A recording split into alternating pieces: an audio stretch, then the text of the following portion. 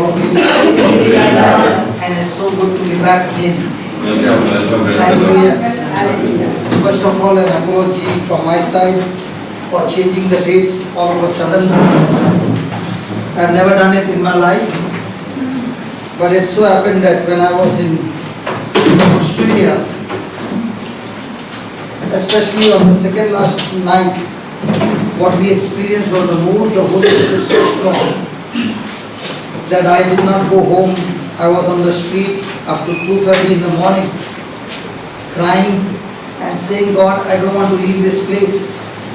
Please help me. And I called up Brother Vijay and I asked him, brother, this is what is happening. What do I do? And he said these words, if the fire is so strong, put more wood, and along with the wood, put some iron. Even the iron will melt in that fire. So don't worry, continue the mission, finish the mission, and we can change the dates for Dubai, and you can continue. Thank God for him. And I just made up my mind by the grace of God to stay back. And the last week was the most awesome week. So 21 days continuously we had preaching in the church. It was awesome. Amen. Hallelujah. Hallelujah. Hallelujah. Yeah? I don't think so. My weight still shows the same. Loving Father, we thank you, we praise you.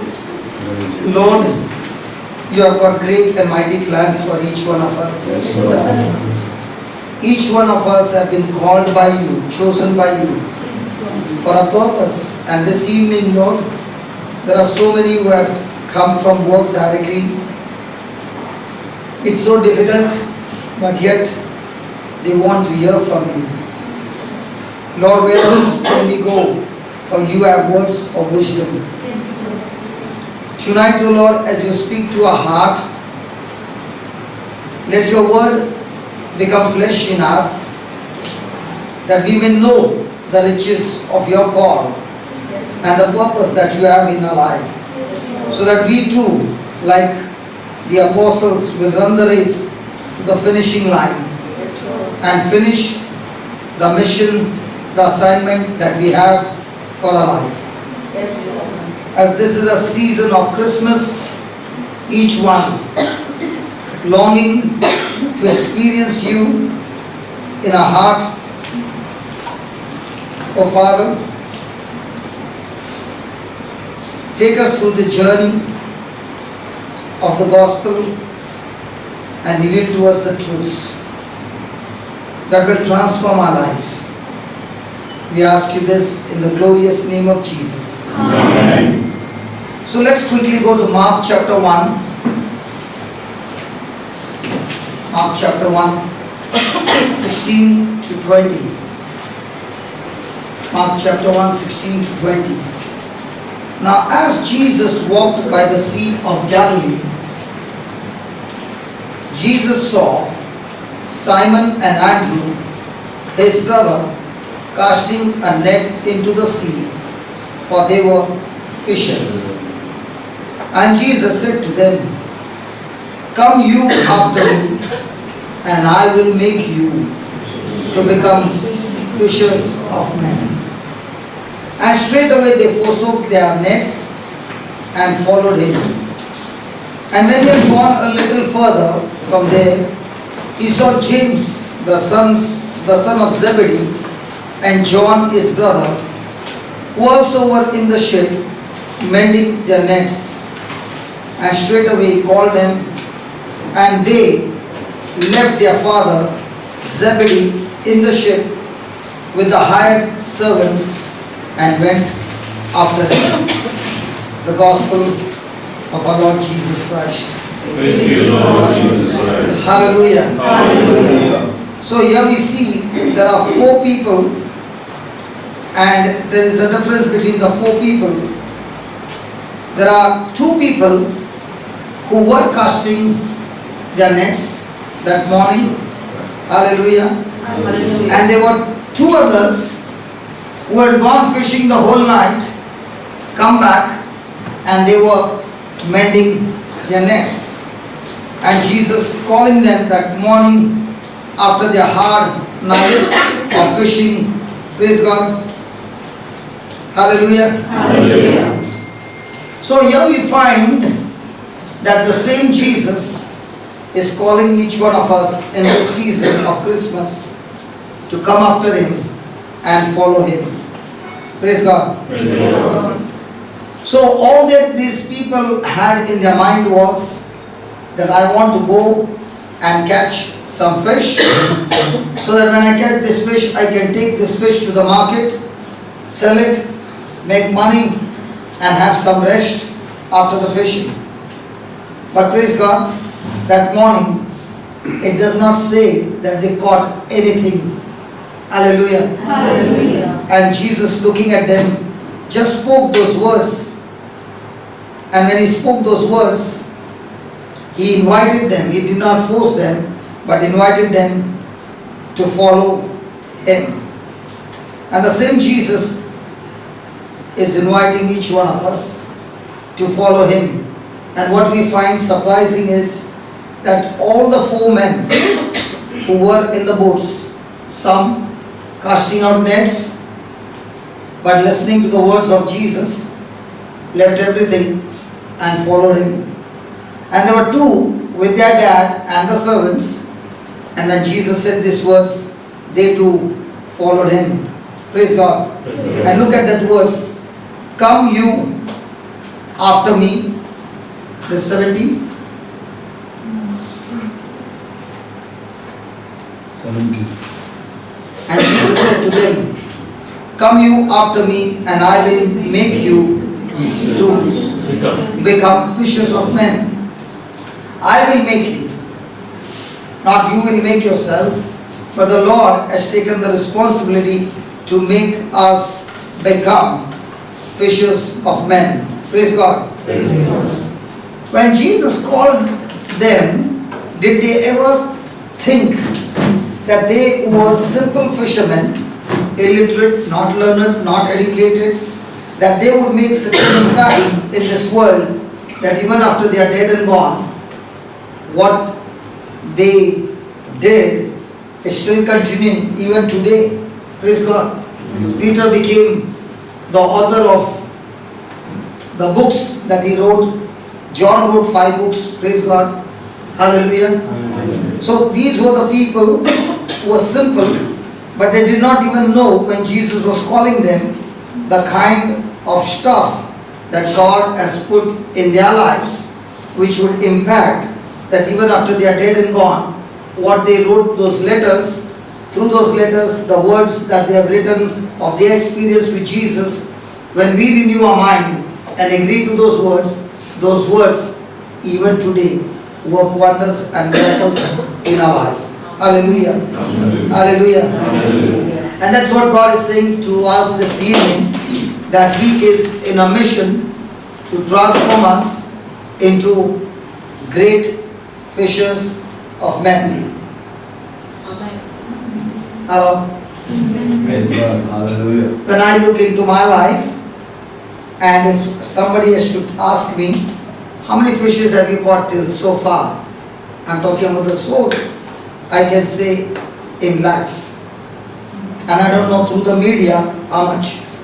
But I did not ever think that a man who would be in the clubs, who would be in the world, living a worldly life, that God can use this person, change his life, and put him on a journey where he is still working in me to become more and more fishing of lost souls. Amen? Amen. Hallelujah. Hallelujah. Thank you, Jesus. Thank you, So the Jesus. first thing we must see is that when Jesus called them, He called them to follow Him, not any other thing or any other person, but to follow Him. So the first point, write down, we must follow the right person.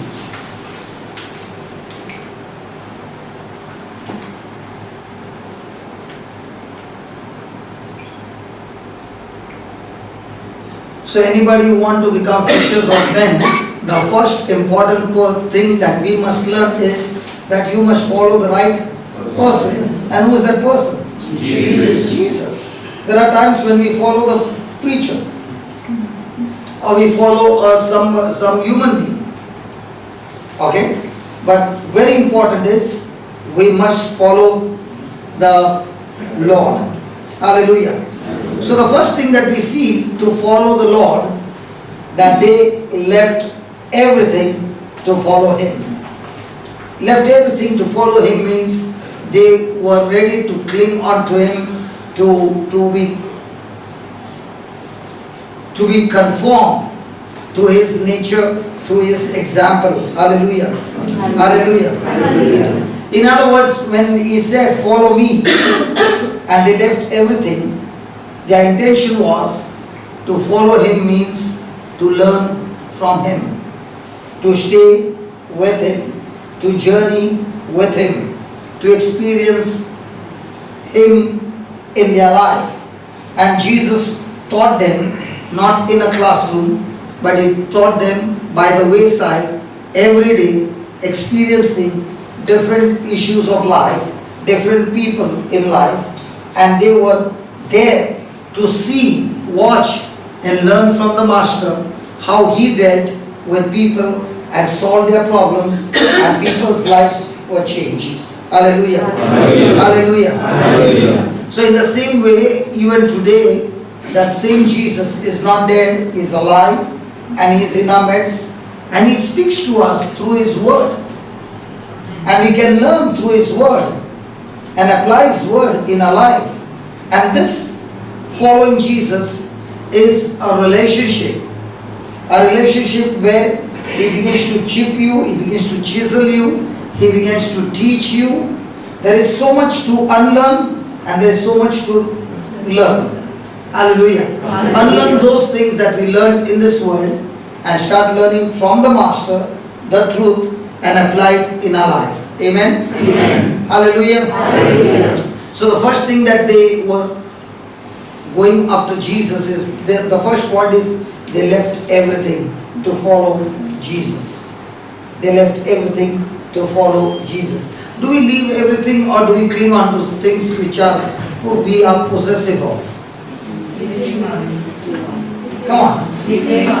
We cling on many things. Okay, and when it comes to God and He says, I want you to release those things, and those things which you are possessive of, we do not want to leave it.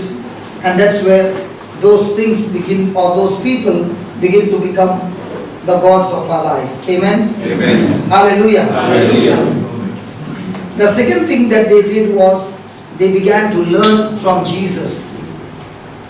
And what did they learn from Jesus? That Jesus had no boundaries. He would go to any place. You don't find Jesus teaching only in the synagogue. He would be teaching by the well side, by the marketplace. He would be teaching the different kinds of people, the religious people. He would teach the farmers with the parable of a seed, the sower and the seed.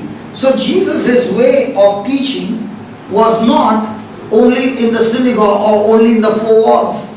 He would be teaching different kinds of people in different places. Praise God. Hallelujah. And the very important thing that we learn from Jesus is that Jesus was teaching the most unwanted citizens. People whom nobody wants to mingle with. And Jesus would be with such kind of people because He did not want anyone to be lost. An example would be the Samaritan woman. Nobody wanted to be anywhere close to that woman because she had already had 6 husbands, 5 husbands. She was living with the 6th one, and the whole village would have known that this woman was of a loose character, and nobody would want to talk to her, and she also would not want to talk to them. And she came in the afternoon by the well so that she could be alone. But Jesus, knowing the lifestyle of this woman, did not discard her, did not condemn her, did not judge her, but He won her over to God. Hallelujah. And that's what Jesus is teaching His disciples who are learning from Him, that for Him every soul is precious and He doesn't want anyone to perish. And that's what he is teaching us, that we who are going to learn to be fishers of men through him must understand that in the eyes of God, every soul is precious. And God does not condemn anybody. Let me show you that. Gospel of John chapter 3:16 and 17. For God so loved the world that he gave his only begotten Son, that whosoever shall believe in him should not perish but have everlasting life. But look at the 17th verse. God sent not his Son into the world to condemn the world. He is not come to condemn the world, but he has come that the world through him might be saved. So Jesus never came. When he even saw a sinner, he did not condemn. He used the scripture to save that sinner, to change his life, to change his heart. And that's why we who are called to be fishers of men are not supposed to condemn people.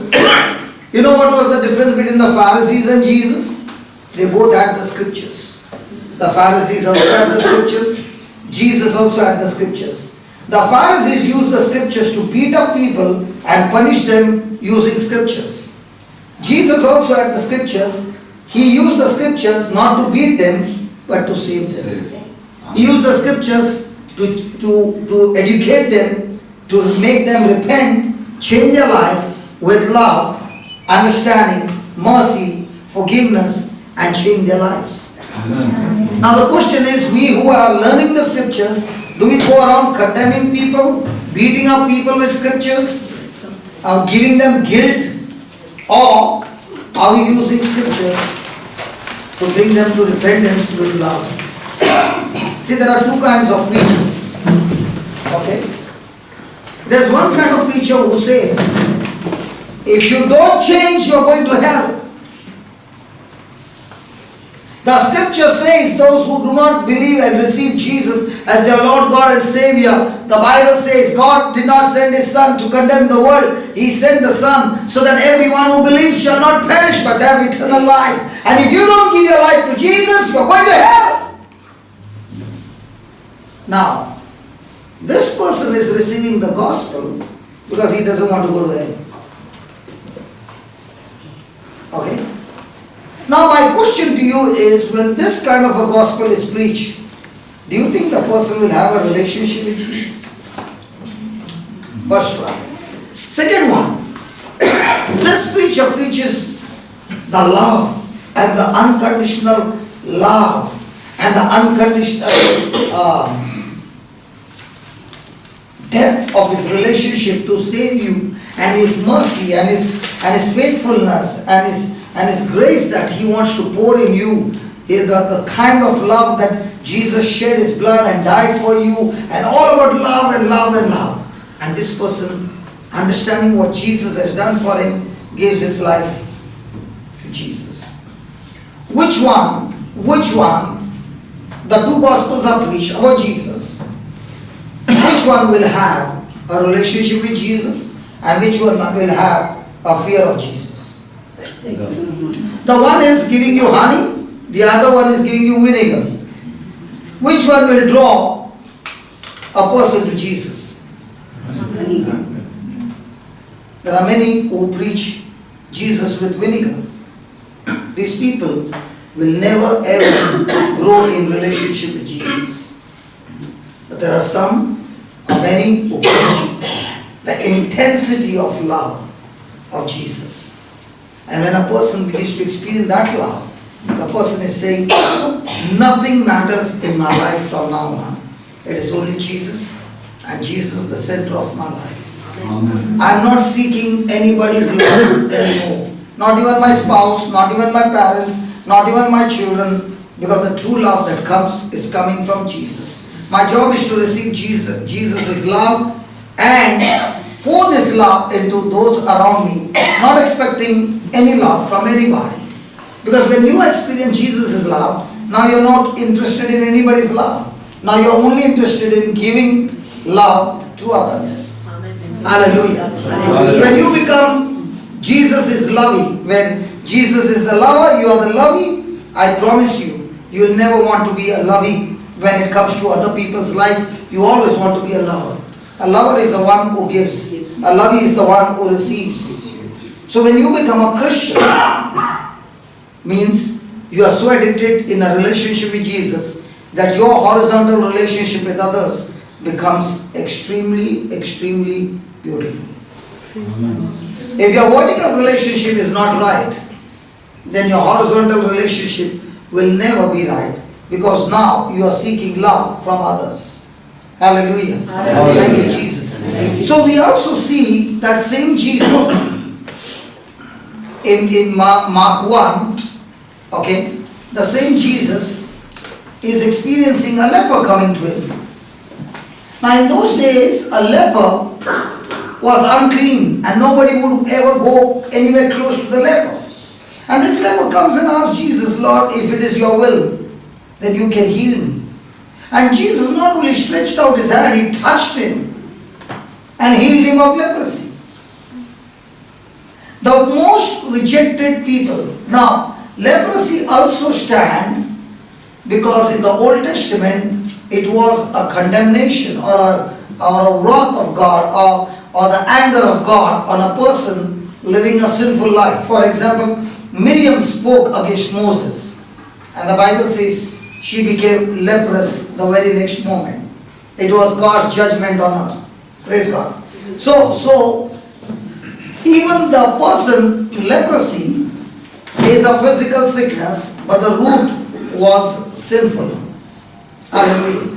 And the Lord shows us that He is out there to even stretch His hand and touch a leper and heal him.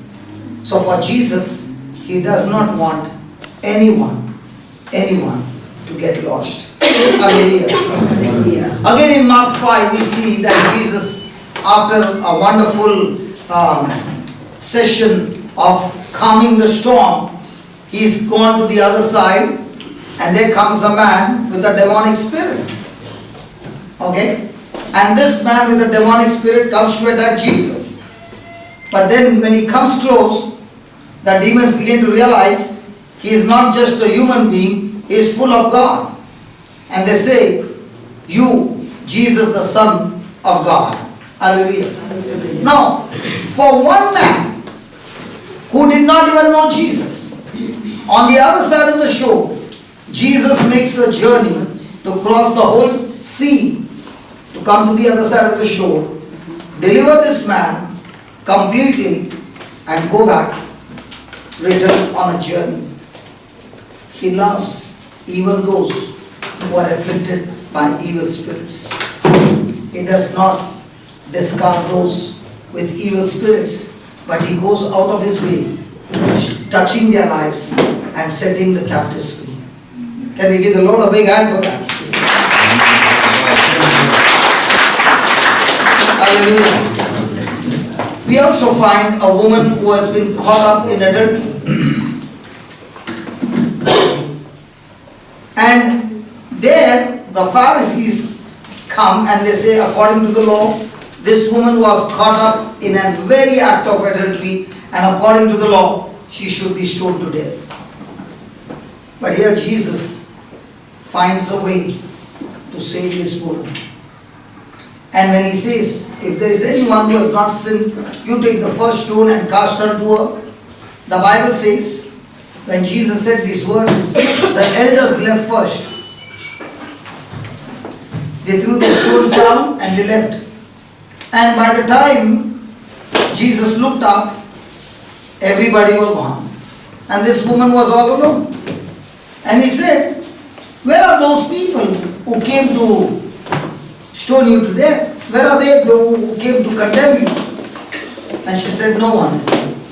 And Jesus says, even I do not condemn you. Now, did Jesus have the authority to condemn her? Yeah, because Jesus was the only one who had committed no sin. But then He says to her, even I do not condemn you.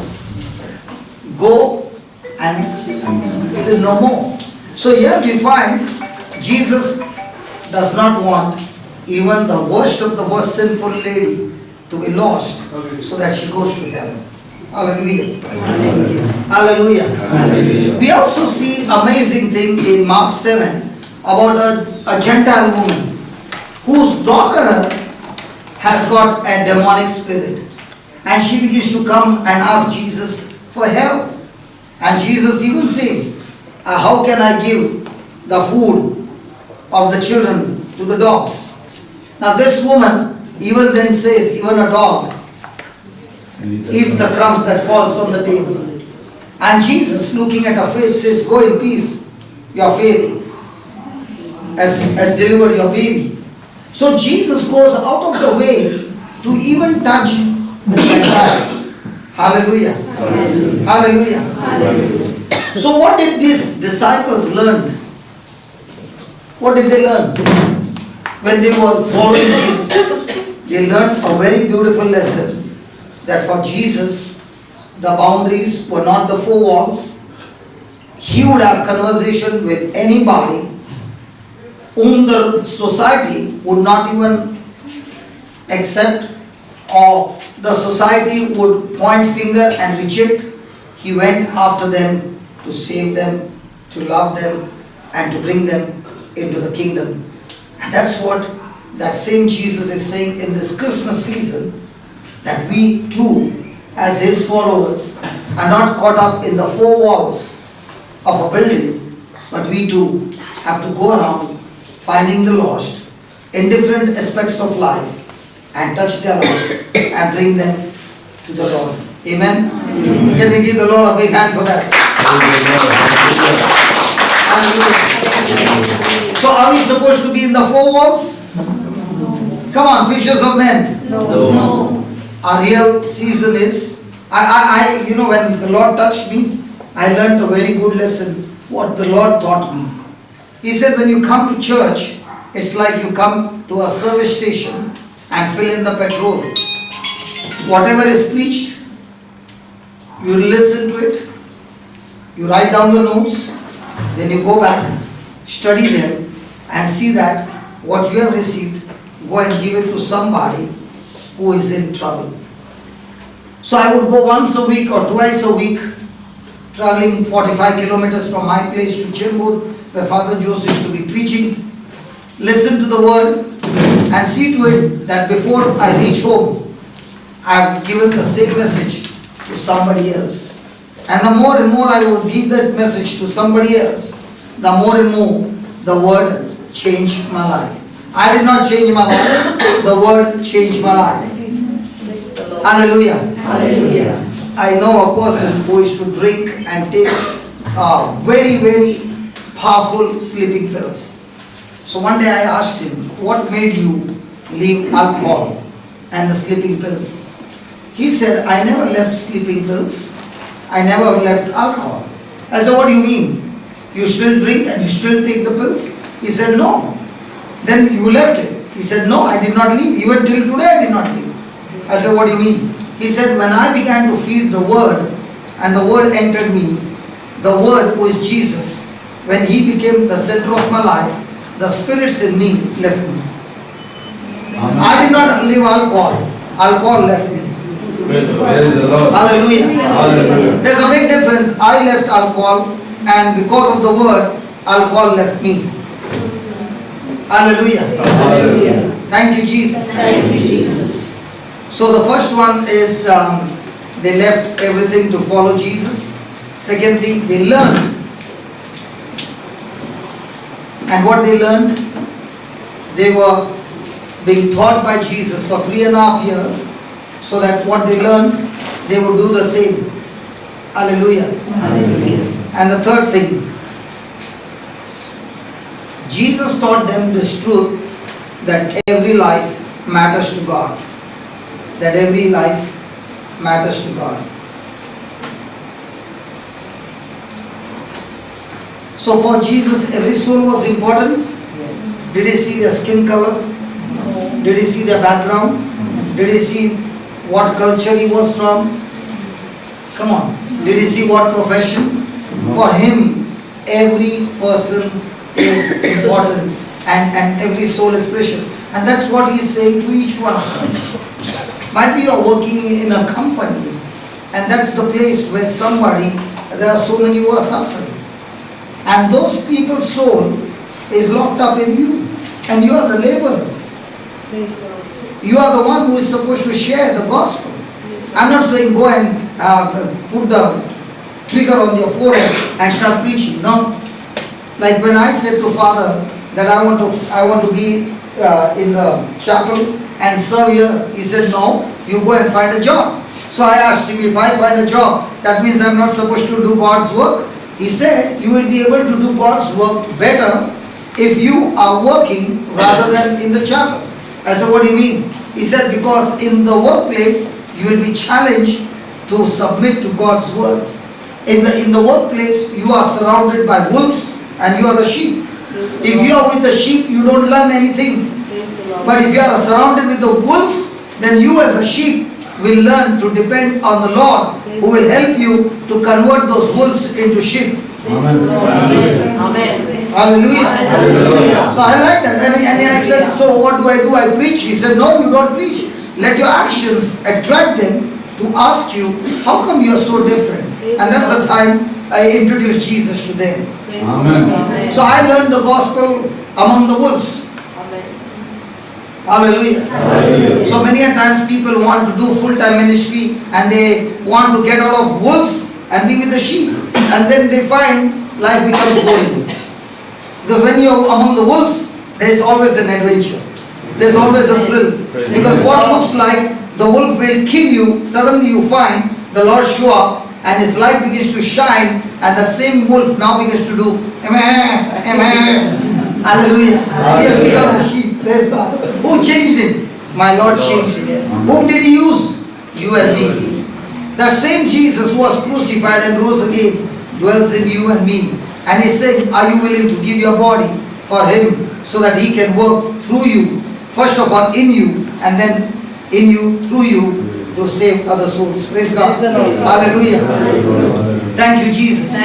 So for Jesus, it does not matter from which religion you come, who you are, from which area you come. Because many a times people will ask, are you a Mangalorean? Are you a Malayali? Are you a Tamil? Are you a this? Are you that? For Jesus, it does not matter. What matters is every soul is precious for the Lord. For us, what matters? Goan, Mangalorean, Tamil. Hallelujah. Hallelujah. If you really love Jesus, all those things doesn't matter. What matters is we are all in one family and we are all united in Christ Jesus. Hallelujah. Hallelujah. Hallelujah. So did Jesus put any restrictions on the kind of people he would love?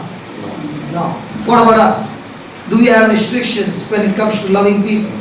Yes. I'm ready to love you because I can get something in the future. If I'm in trouble, you are a rich lady, I can get some help from you. So let me love you now. But you are another lady who is always in lack. Whenever I come, you are in lack. Why should I be with her? And if I be with her, my purse will get empty. Just an example. Hello? Yeah, I know. That's why I said. So our way of love is based on external appearances, different things. But the Lord says, He has no restriction. Whoever you are, He loves you the same. Amen. Hallelujah. And if His love was not the same, I can surely say I wouldn't have got chosen by Him. Hallelujah. And the same God is saying that He is the same Lord who has chosen you and me for His work. Hallelujah. Thank you, Jesus. Thank you, Jesus. The fourth thing that we learn over here to follow the right person is that we learn this truth. And what's the truth? God does not want anyone to perish. God does not want anyone to perish. 2 Peter 3:9, please.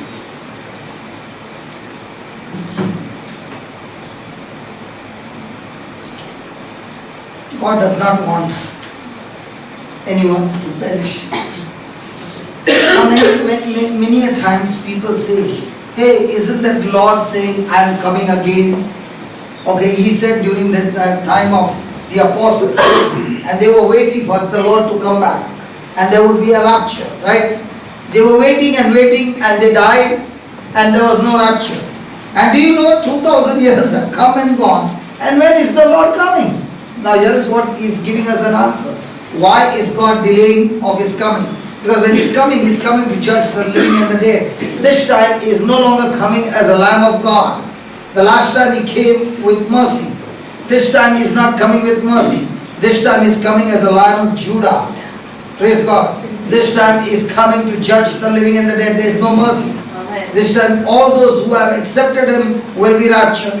All those not accepted will be destroyed. Praise God. And that's why the Lord is saying, the Lord is not slack concerning His promise, as some men count slackness, but is long suffering to us who are not willing that any should perish. Now, if the Lord had come a few years back, say 20 years back, I was sure to go to hell.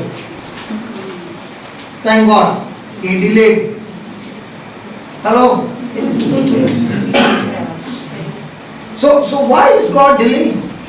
He's delaying that so that nobody perishes, but everyone comes to the saving grace of God. And how will that happen?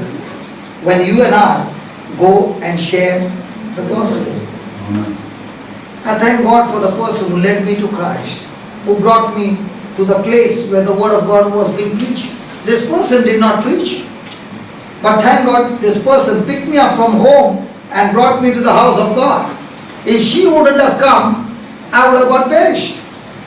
So she is the man of the match in my life. Amen. But did she preach? No, she did not preach.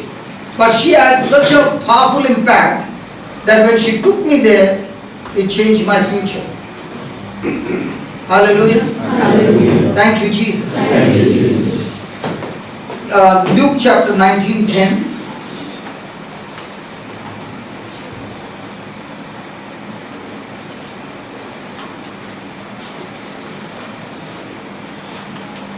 For the Son of Man is come to seek and to save that which was lost. So why did Jesus come? He came in search to save what? The lost. And He is going to do that through whom? Through you and me.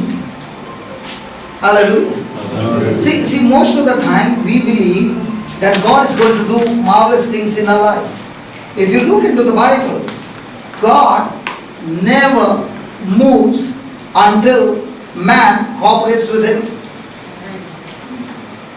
If Mother Mary had said no, then God wouldn't have gone through the plan through her. Now many of us might say, God, please, I'm ready, use me. And He says, okay, I want you to go 40 kilometers now and meet this person. Now what are you saying? God, please, can you take care of my neighbor? Because I want you to use me in things which are comfortable.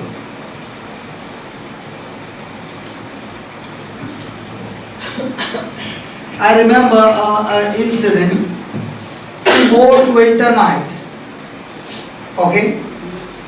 I was in Tabor Ashram in Bombay, gone for intercession prayer, and early morning at 4:30, the Lord woke me up and said, I want you to go and meet this person. Now, I was on the bike at 4:30 in the morning, somewhere around November. So you can imagine how cold it will be. It's still dark, and I am told to go to meet this person. Okay? And I go to his house and I reach at about 6 o'clock. I don't know this person much, met him only once, I know his place, and I ring the bell. He opens the door and he says, what happened? Is everything alright? I ask him the same question. And he says, everything is alright. So I said, Lord, why did you call me? Why did you bring me here? Everything is alright. So I said, can I say a small prayer? So he sat down and he said, listen, you got some wrong message. Okay? I'm in the Legion of Mary, I'm in this, I'm in that, and I'm this, and all that he said. And he said, you know what? I don't need the gospel, my wife needs the gospel. I'm getting late, I'm going to work. Okay? So you can talk to my wife. So I made a prayer and I left. Okay? I think it was not November, it was somewhere around February, March. Okay. A few months later on, the wife called me and said, your friend is dying.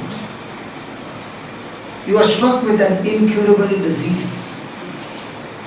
And he was dying. And I went to meet him. The same person. Now can't even move. Is stuck to the bed. And I said, brother, can I speak to you the word of God? He said, yes. And I began to share with him, gave him the CD and walked out. Now, I want to ask you a simple question. On the 25th of December, when the Mass is going on, is it possible that a person who is supposed to do the second reading doesn't show up?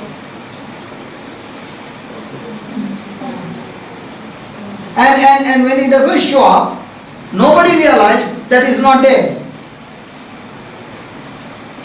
And that day, early morning, he tells his wife, I want to go to church. And he's sitting last bench. Christmas Mass is going on. For the second reading, nobody is there.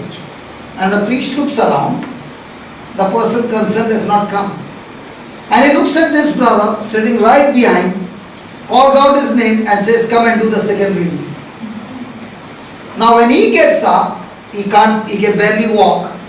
He's thinking, I'm going to go on the altar and I'm going to die. Okay?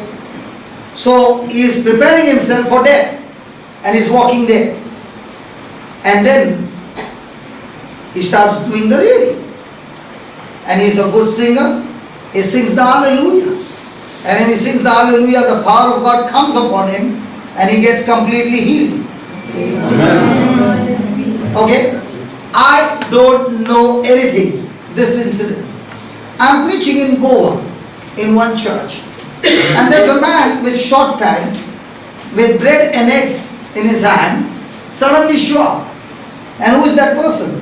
This person. And when my preaching is over, I asked him, why did you come with bread and eggs?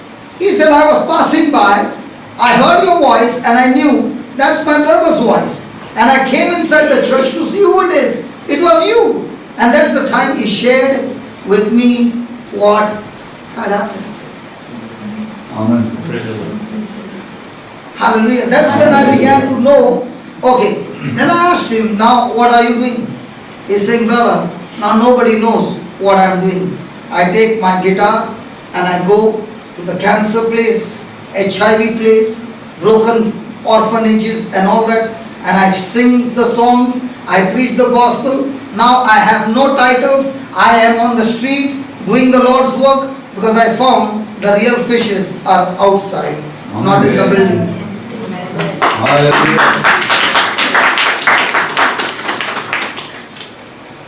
Hallelujah. Hallelujah. Thank you, Jesus. Thank you, Jesus. So Jesus came to seek the lost. Seek and save the lost. Hallelujah. Hallelujah. Then in Mark 16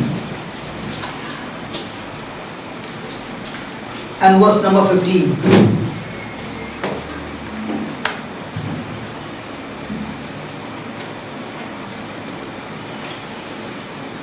And he said to them, go you into all the world and preach the gospel to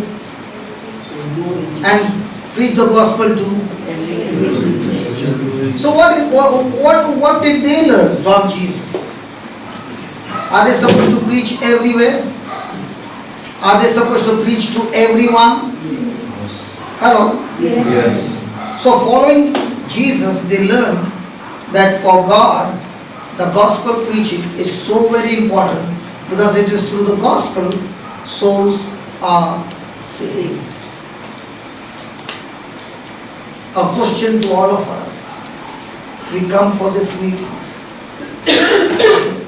How many of us, after receiving the word and God investing preachers after preachers and so many resources in our life that we have gone in search of somebody who is broken, shattered, somebody who is in the hospital, somebody who is lost, going and encouraging and comforting these people with what we have learned. You know, I had seen a beautiful video and I can never ever forget this video. Okay? In that video there is a bore well where a person is pumping water. The water is coming and all these people are standing with their vessels. Some of them are big vessels, some of them are small vessels, different shape, some with holes and some with big holes. But all these vessels are being filled with water. Some of them they carry, these people are carrying this water to take it home. Now there are some vessels which are with holes. As they are carrying, they are all wet, and by the time they reach home, hardly quarter of the vessel, the water is there. Some of them have no holes, but along the way, there are others who are asking for water. They don't even give a drop of water. And there are some who have some holes, but even though they keep on pouring water into other people's small vessels, and then they go back home to fill up their tap. Now which category am I? If you see, when Jesus called these people fishermen, they were the vessels who got the water on the day of Pentecost. They got the word and then they went back home and stayed happily thereafter with their spouse and children. Praise the Lord. Hello. Hallelujah. Isn't it true? What did they do? If these people were selfish and only think about receiving the Holy Spirit for themselves, then Jesus would have done the most miserable choice. If you look at those 12, one got received, but the 11, did they live their life for themselves? No. Or did they live their life for the Lord? Whom am I living my life for?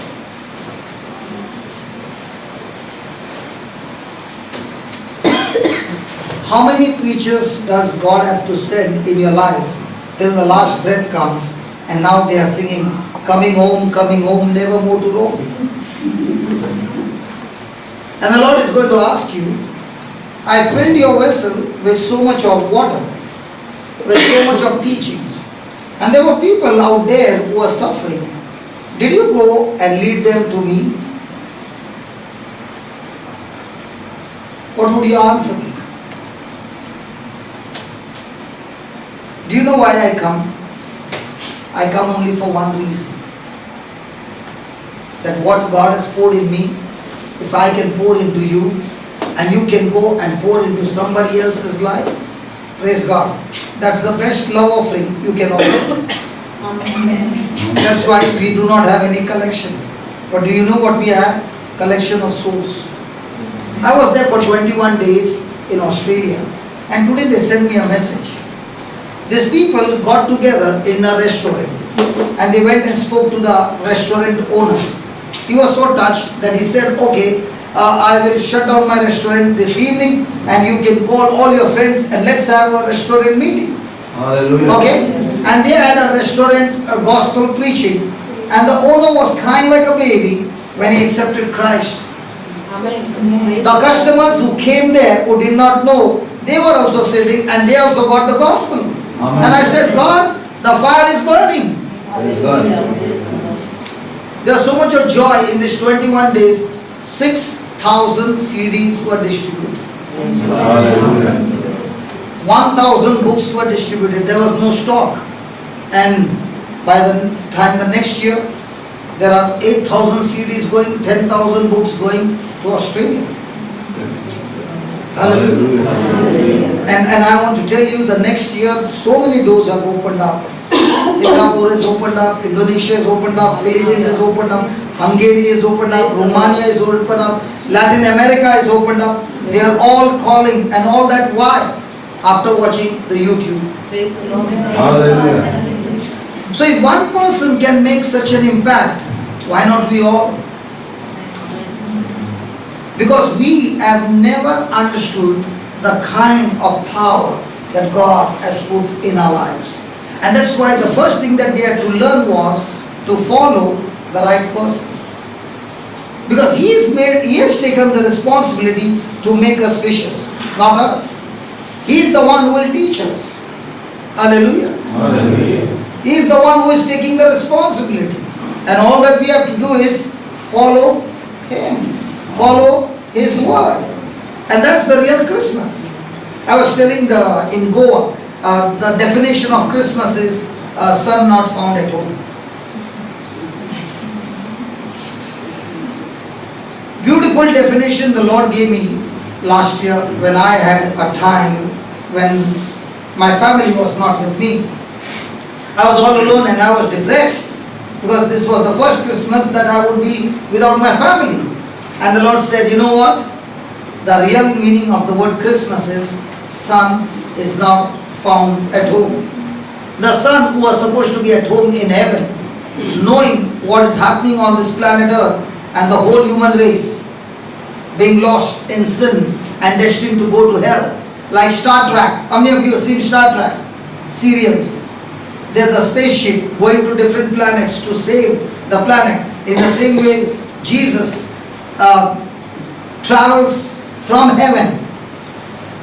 A seed has been planted in the womb of Mother Mary, who said, yes, I'm ready to agree with God and go through all that is going to make me uncomfortable, but yet I'm going to say yes.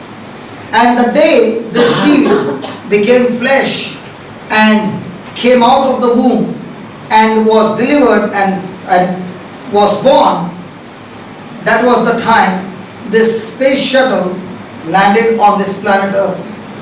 And this baby who landed on this planet Earth had come with one mission. Not to live for himself, but to live for God. And the mission was to save mankind. In the same way, you and I, who are created in the likeness and image of God, have got a mission. We have an assignment.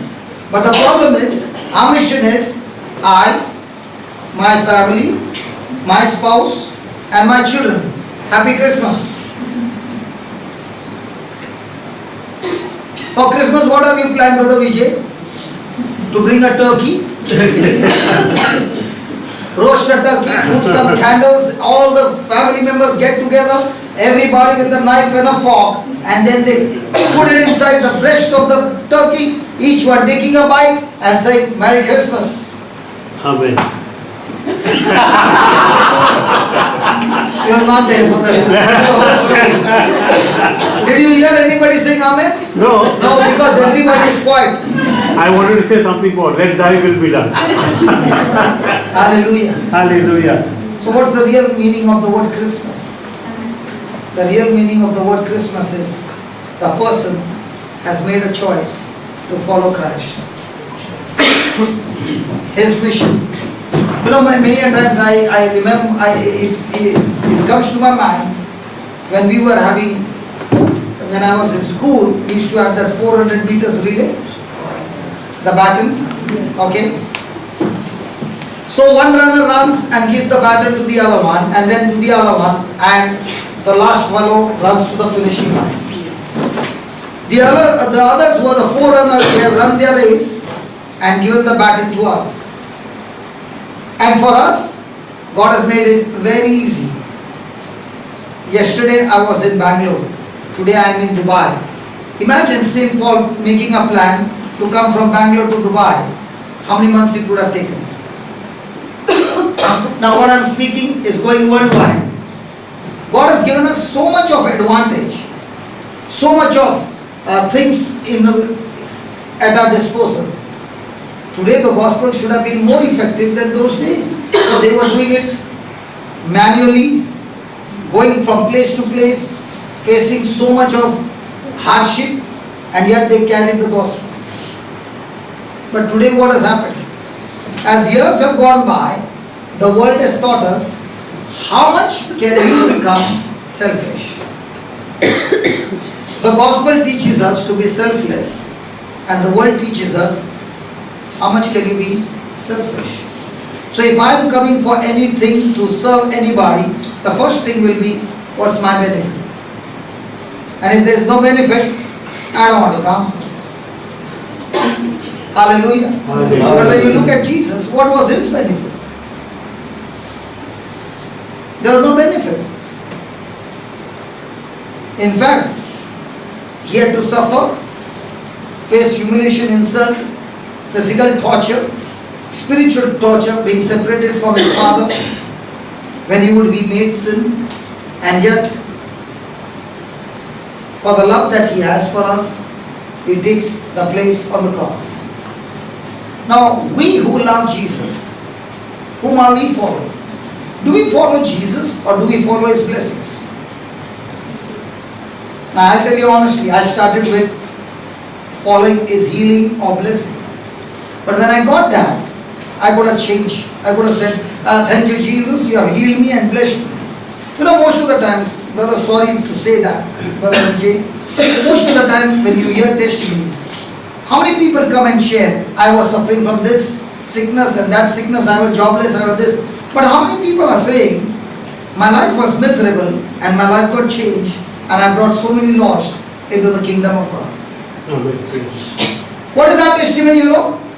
Our testimony is all about the material things.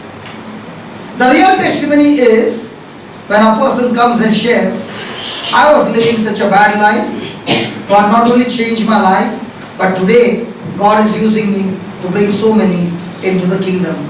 That's a real Christian. When a person says, I'm a Christian and has not won even one soul, then the question is, are you really having a relationship with Jesus? Because when you have a relationship with Jesus and that love flows into you, you are only looking for the lost. Now you're no more interested in anything else, but now you are doing Christmas shopping. You know what's the Christmas shopping? Shopping for souls. Amen.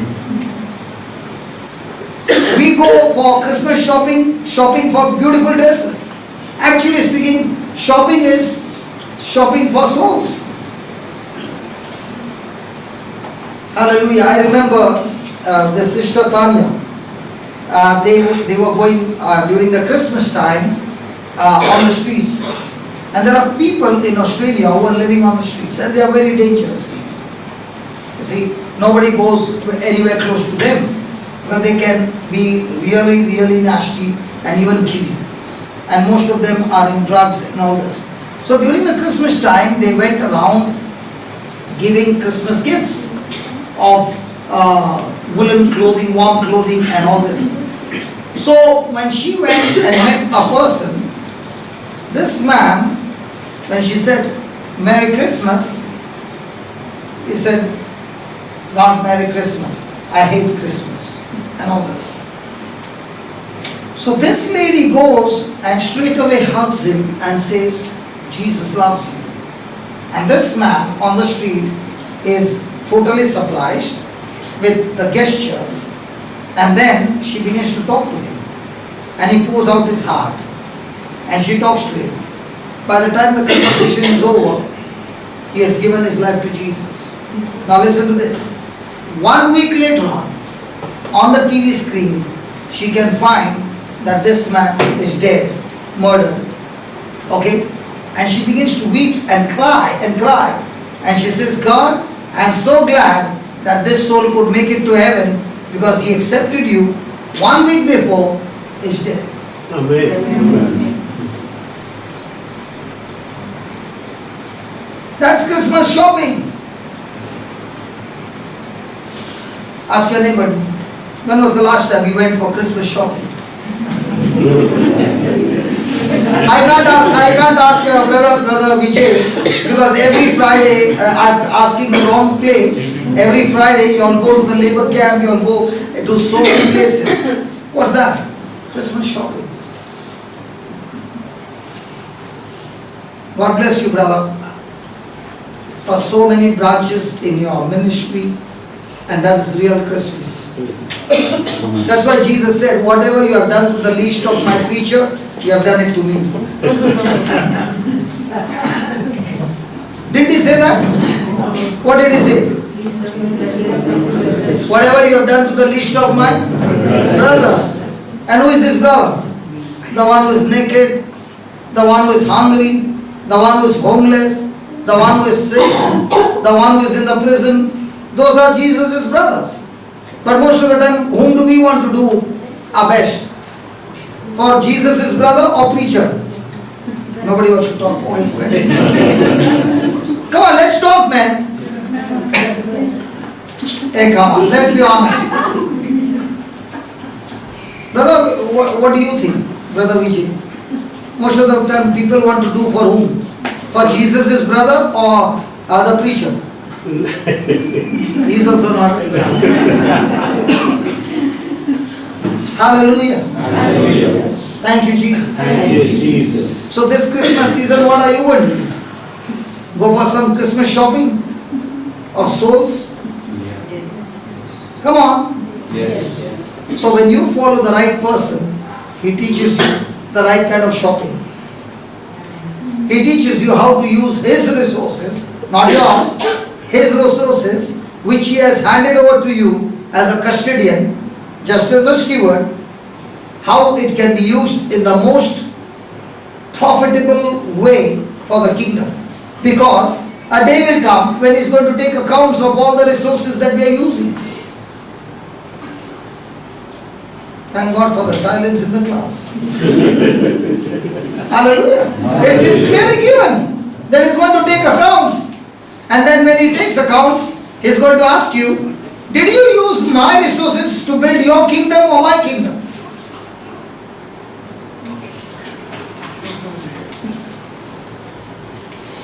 I think you did not hear, let me say it again. He's going to ask us, including me, did you use my resources to build your kingdom or my kingdom? And what am I going to say? Come on, what am I going to say? Lord, your kingdom. Amen. Hallelujah. Hallelujah. You know, brother, when I went to Australia, what surprised the people was, how can this preacher come, bringing 6,000 CDs, 1,000 books, and tell them there will be no love offering in every church.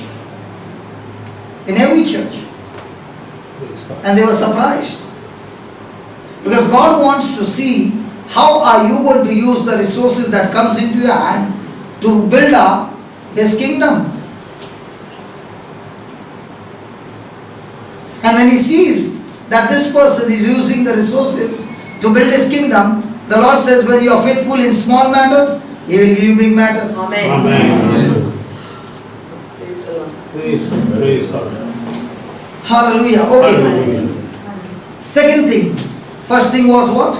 You must follow the right person. The second thing, we must finish the right preparation. We must finish the right preparations. Verse 19, my brother. Tony, this is the first time I used your word. Brother Tony. So then after the Lord had spoken unto them, verse 19 of Mark 1.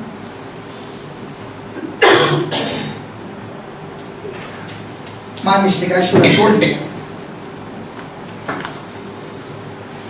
And when he had gone a little further, then he saw James the son of Zebedee and John his brother, who also were in the ship. What? Many Say that again. Say that again. So were they repairing the nets? Might be there were some holes and they were checking the nets. Wherever there were holes, wherever they were torn, they were repairing those nets because they did not want any fish to escape from the net. And in the same way, the Lord is saying, you and I, who are called to be fishers of men, have a season where every day in our lives we have to see to it that we too are mending our nets. Hallelujah. Hallelujah. Hallelujah. Hallelujah. It means to give complete surrender to the Lord. Hallelujah. Hallelujah. To prepare ourselves to be strengthened. Hallelujah. Hallelujah. So, is it an easy job? Or is it a tedious job? Have you seen the net? The fisherman's net? When they pull it is all entangled and they have to open it like, like how you open the saris and you make the fleets. In the same way they have to do it in a particular angle so that it doesn't get entangled.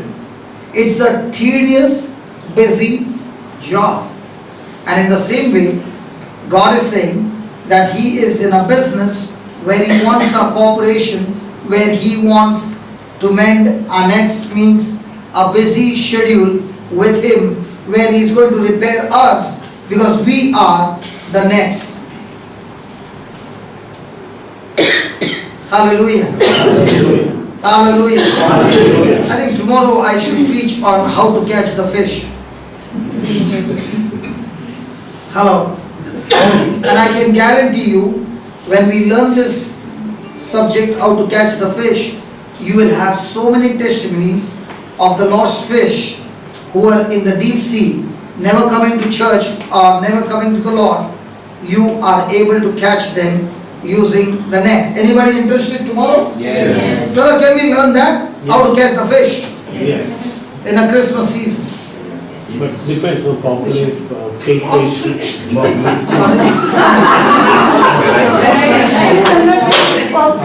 Which kingfish population? The problem is, brother, that we always try to catch the fish in the aquarium. Because in the aquarium are the fishes which are already caught. The real fishes are where you people go in the labor camp, in the prison. Those are the fishes which need to be caught. You remember when last Christmas when we went Yeah. and the man or a soldier, or what do you call him? Policeman. A policeman who had given us 45 minutes. He was so engrossed in the teaching that he was himself listening for more than around 2 hours. Okay? and there were these prisoners, after listening, they were able to heal one another.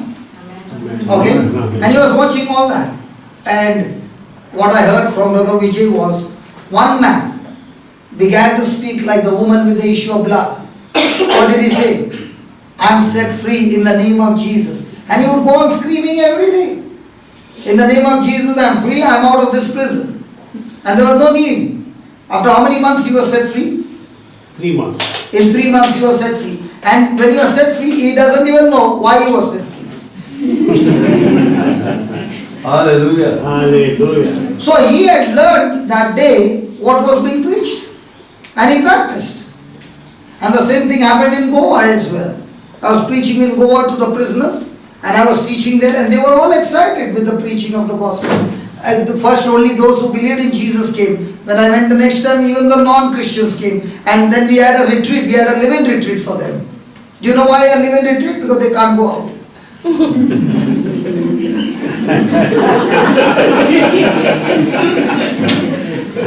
It was compulsory live-in retreat. Praise God, and it was me. Praise God. Hallelujah. Hallelujah. Only I was allowed to go out. So by the time, the third day, when the jailer walked in, and the person who had given me permission, he was in charge of all the prison. When they walked in, these people, Christian, non-Christian, everybody, was soaked in the anointing, praising God in tongues. Amen. That was the greatest joy for me. That these people who are not water baptized, but baptized by the Holy Ghost, because God saw their heart of repentance. Hallelujah. Hallelujah. So God wants us to be busy with Him so that He can repair our nets, so that these nets, when they are ready, they can be cast out to catch fishes. Amen? Amen. Hallelujah. Hallelujah. And if the nets have got holes, then the fishes will escape through those holes. And that's what's happening in our lives. That our loved ones and dear ones have been running through the holes, and every time you are taking the net, they are able to escape, and you are beginning to wonder, God, my prayers are not being answered. Hallelujah. Hallelujah. And if the nets are not strong, they will be able to break. Has anybody ever tried to catch a lost soul in the family? Yes. One fish. How many times did your net break? So tomorrow we are going to learn how to catch the fish. And your nets will not break. When you learn the technique, your nets will become so strong that now you're saying, Lord, I would like to catch the neighbor's fish also, which is in the neighborhood, in the parish, everywhere. Praise God. I preached in Australia, and in this church, the man in charge was extremely strict. Extremely means extremely strict. You know, when he was giving all the instructions, it was like a soldier giving the instruction that at the dot of this, it should be get over. 15 minutes were there, and 2 hours is not enough for me. So I went where he was sitting, and he was listening very attentively with one knee on the floor. I asked him, if I take a few minutes extra, is it okay? And he said, it is okay as long as you want to preach. Preach. Hallelujah. And I said, God, I don't mind being on my knees 100 times if I get the gospel to preach and the lost are being saved. Amen. Praise God. Praise God. Hallelujah. Hallelujah. So, the second thing that we learn from here is that Jesus was teaching the disciples, first thing, their nets have to be strong. Second, they are supposed to take their nets and go everywhere. Not fixed in one place. Hallelujah. So we are supposed to go fishing everywhere we go. Now brother, I want to ask you, Brother Vijay, have you ever heard that the fishermen had an annual general body meeting? No, I'm asking. No. Did they have a meeting how to catch the fish? No. Did they have any seminars? Nothing. Every profession has. Why these people don't have? Because they work from young in the parents. So other business also they are working from young. But these people, they don't wait as the sun comes or the night comes. They take the risk. Now when they are traveling into the sea, do they know they are going to come back? No. Does their family know? And when they are deep down into that sea, does their mobile work? Anytime there can be a storm, Yes. anytime anything can happen. Yes. Are they the people who take the risk to catch the fish? Yes. What about us? Merry Christmas. What about us? God, I want to serve you, but please don't make my life uncomfortable.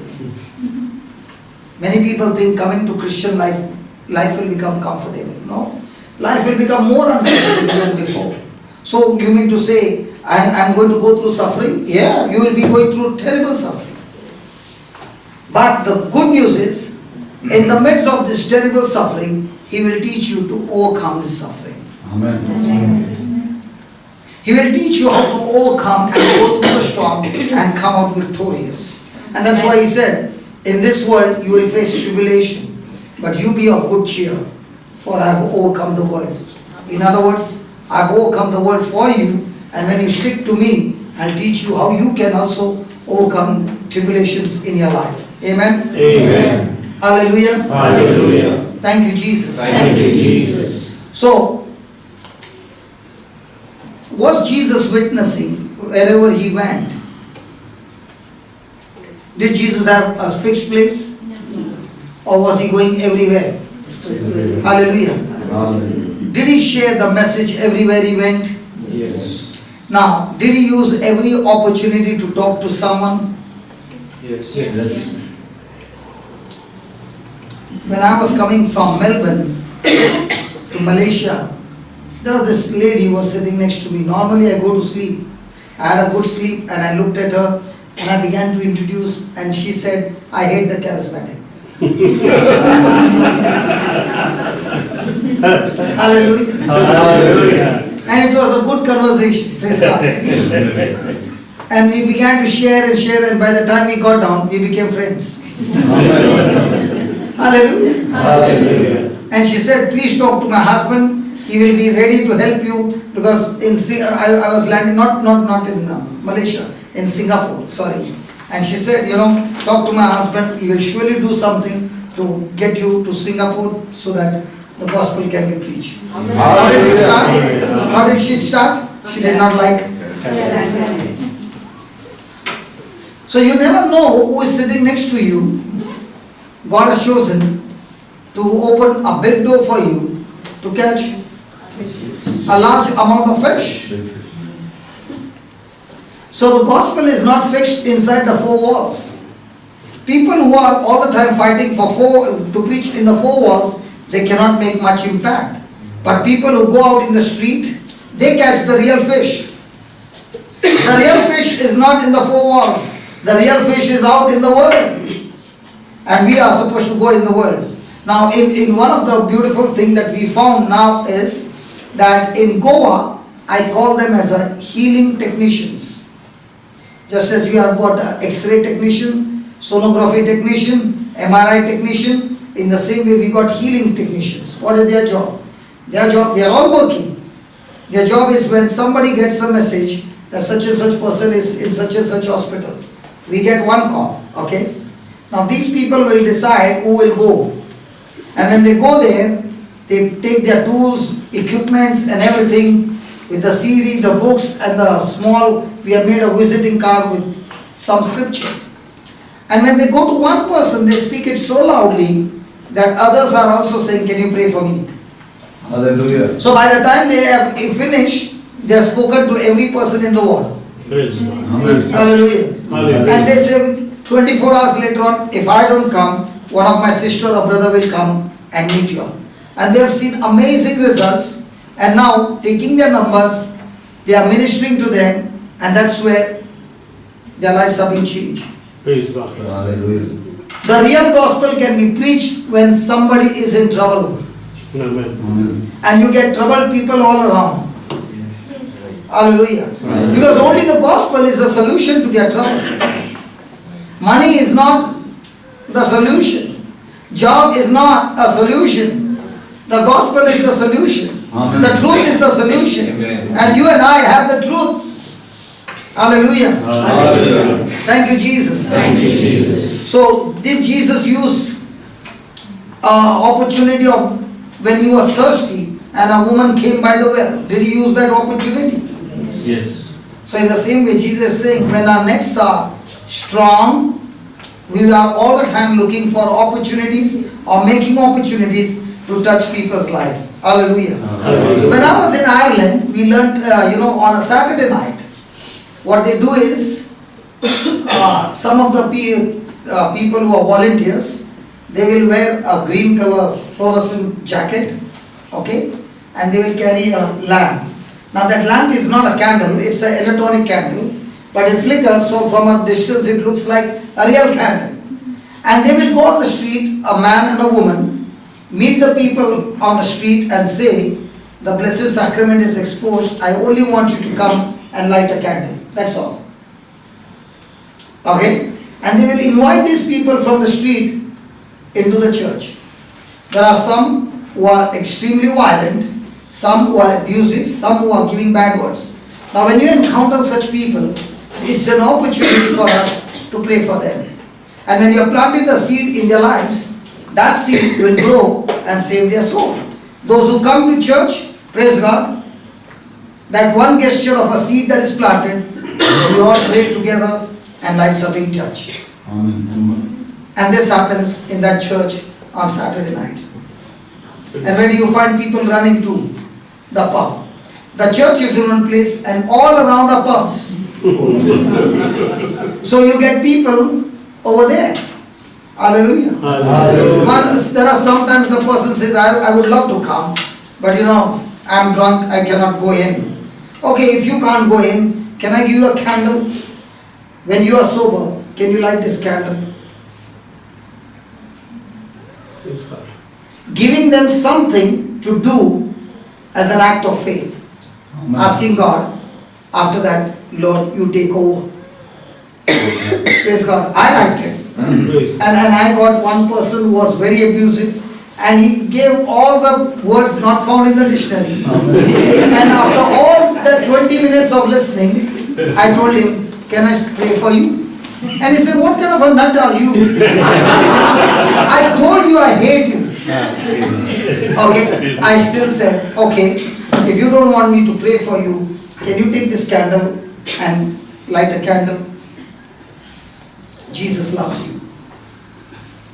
And he took the candle and he said, I'll do it.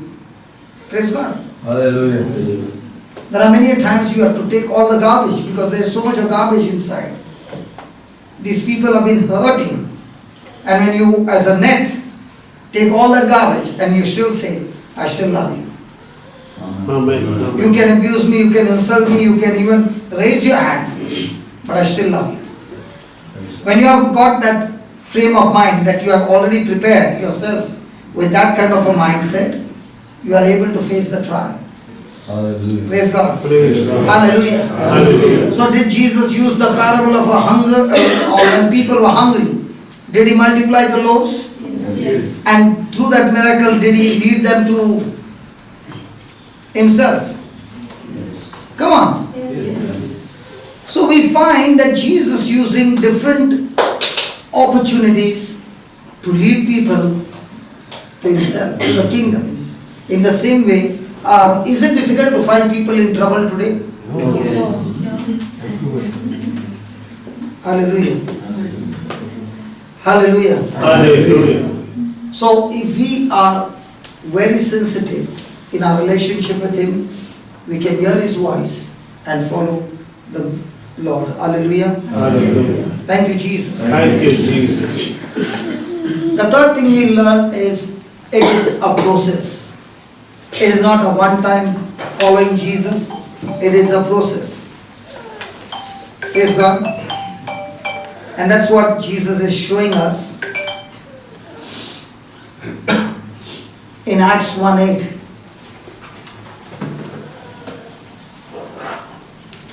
In Acts 1:8.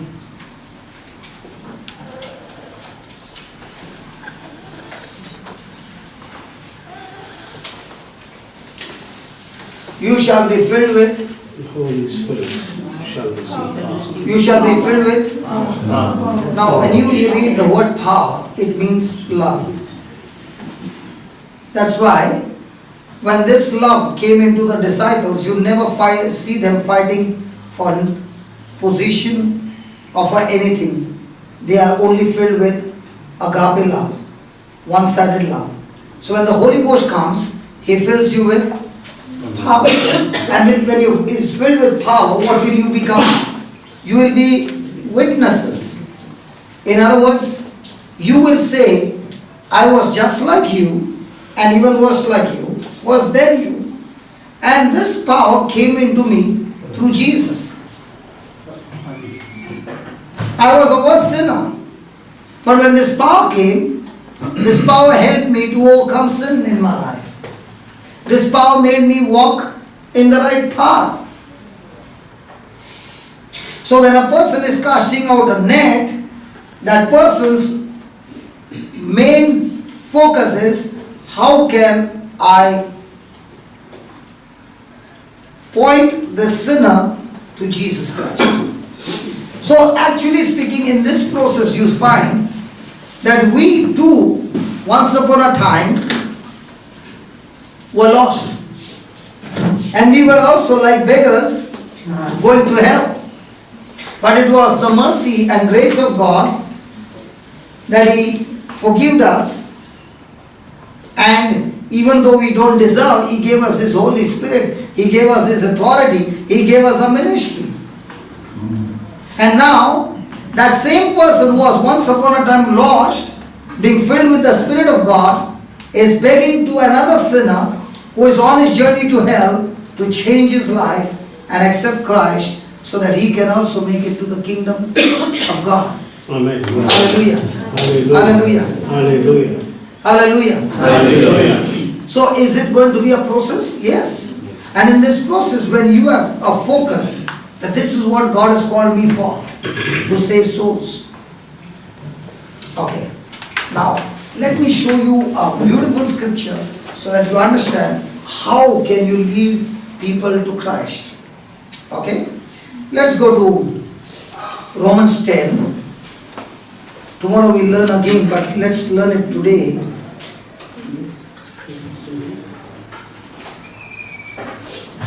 And verse number 6.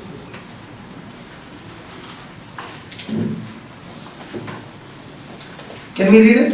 But the righteousness which is of faith, speaking on this wise, say not in your heart, who shall ascend into heaven, that is to bring Christ down from above, or who shall descend into the deep, that is to bring up Christ again from the dead. Did anybody understand? Okay. There is a righteousness that is of the law, and there is a righteousness of faith. The righteousness of law says that when you obey the law, then you have a right relationship with God. But if you have broken the law, then you are condemned to death. And according to the law, no one can ever keep the law, because we are bound to miss somewhere or the other. So Jesus comes into the scene, obeys the law for us, and through Jesus Christ, God has opened a new door for us to become righteous. How does a person become righteous? Look at this. 2 Corinthians 5:21. 2 Corinthians 5:21. How can you become fishers of men? Look at this. For God has made him, Jesus, to be. So what did he do? He took our rebellious nature, the sin nature, and put it on his son, Jesus, so that we might be Righteous. So what did he do? What did he do? He took his son's nature and put it in us and made us righteous. Through whom? Righteousness of God. In whom? In Jesus Christ. So how am I a righteousness? I am a righteous person, not by my works, but what Jesus did for me on the cross. Okay? And this exchange does not take place by my works, but by believing in Jesus. Okay? Now go back. Now go back to that 6th verse. So are we righteous by faith? Hello, are we righteous by faith in Jesus? Yes. Yes. So now that we have received the gift of righteousness, oh, all stars, man. Romans 10. But the righteousness which is of faith speaketh on this wise, say not in your heart, who shall ascend into heaven, that is to bring Christ down from above. Now. How many times it must have come to your heart, if only. Now where's Jesus? In heaven. Doing what? Sitting at the right hand of the Father. Doing what? Interceding for us. Now can it come to somebody's heart, what if Jesus had to come down from heaven in body and blood and come and touch me? And then when he would touch me, I would have got healed. Can that thought come? Yes. Come on, yes or no? Yes. But he says, the one who has received righteousness by faith will never say this in his heart, that let Jesus come from heaven onto this planet earth, touch me and heal me, touch me and deliver me, touch me and protect me, touch me and prosper me. He will never ever say that in his heart. Then 7.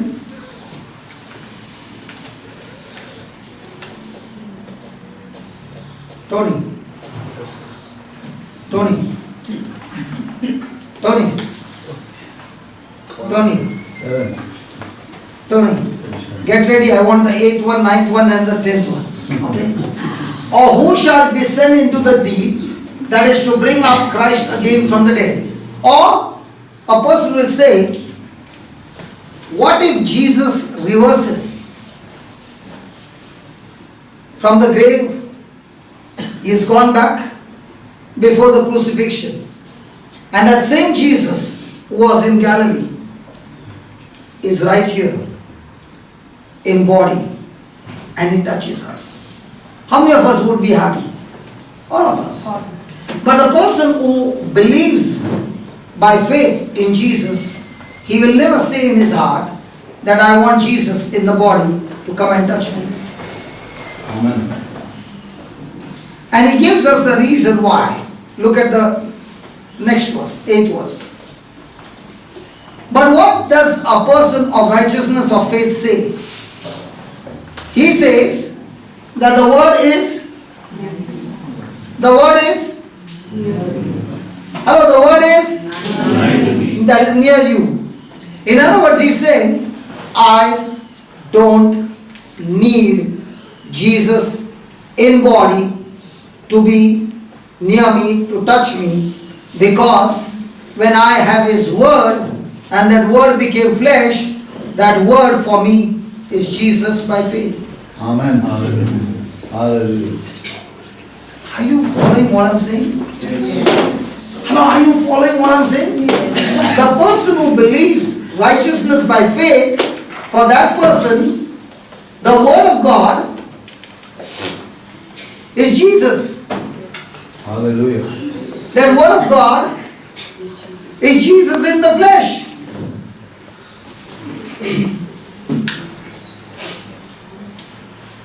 In other words, for him, the word of God is more Jesus than Jesus in the body. And this Jesus, who is the word, he says, how close he is? He is in my mouth and in my heart. Hallelujah. Are you listening? Yes. So he is in my mouth and in my heart. That is the word of faith which we preach.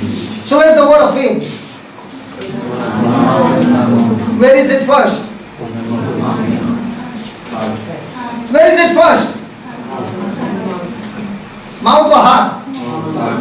So when first it is the word is repeated over and over again in the mouth, that word enters the heart. Hallelujah. Hallelujah. And that is the word of faith. Now look at the next line. That if you, now, what is that word of faith? Listen to this. That if you shall confess with your mouth that Jesus Christ is Lord, and believe in your heart that God raised him from the dead, you shall be saved. Now let's take an example. We are in the church. Okay? Brother Vijay, listen to this testimony. Okay? We are in the church. All of us. And there's a preacher who has come to preach. And he's saying, if anyone will confess with his mouth that Jesus Christ is Lord and believe in his heart that God raised him from the dead, he will be saved. Okay? After preaching this, he says, who wants to give their life to Jesus?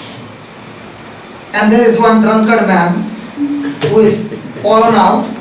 He listens to it, and in his drunken style, he comes there and he says, I want to give my life to Jesus. Now, when he said, So the preacher says, okay, say Jesus Christ is my Lord. So Jesus is my Lord. Now when he says that, what comes to your mind? That's the biggest lie that he can speak. This fellow is already drunk. Every fruit that you see is of the devil. Correct? And he is standing there and saying, Jesus Christ is my Lord. What Jesus Christ is my Lord? I can see with my eyes the devil is his Lord. Yes or no? Yes. Come on, yes or no? Yes. But do you know what the Bible says? When he confesses that Jesus Christ is his Lord, even though everything shows that the devil is his Lord, he is speaking the unseen. And when he is speaking the unseen and he makes that confession by faith, that man who looks to be a drunkard with my natural eyes, when he has confessed it, that word of confession brings the change in the man, and now after a few weeks, a few months, you find that man is sober, and now you find that man truly has made Jesus the Lord of his life. My question to everybody here, when you made a choice to make Jesus the Lord of your life, what was your condition? He was a drunkard, everybody could see. But what about you? You had jealousy, you had lust, you had greed, you had selfishness, you had bitterness, you had unforgiveness. What's all that? Fruit of the Spirit or fruit of the devil? And when you opened your mouth and said, Jesus Christ is my Lord, did it show that Jesus is your Lord? No. But when you look at the word, which is a word of faith, and you open your mouth and speak the unseen, that what you have spoken out of your mouth unseen will now bring into seen. Hallelujah. Amen. Do you understand what it means? Yes. It is a spiritual law. And that's why the righteousness of faith says, I don't speak what is a physical evidence. I speak what is a spiritual evidence, that what my God has declared. And when I speak what God has declared, that what God has declared, God takes the responsibility to bring it to pass. Amen. Amen. Oh my God, do you understand what I'm saying? Yes. So when you go around and a person who doesn't know Jesus, you share with him the gospel, why Jesus came, and then make him confess this word. You know what happens?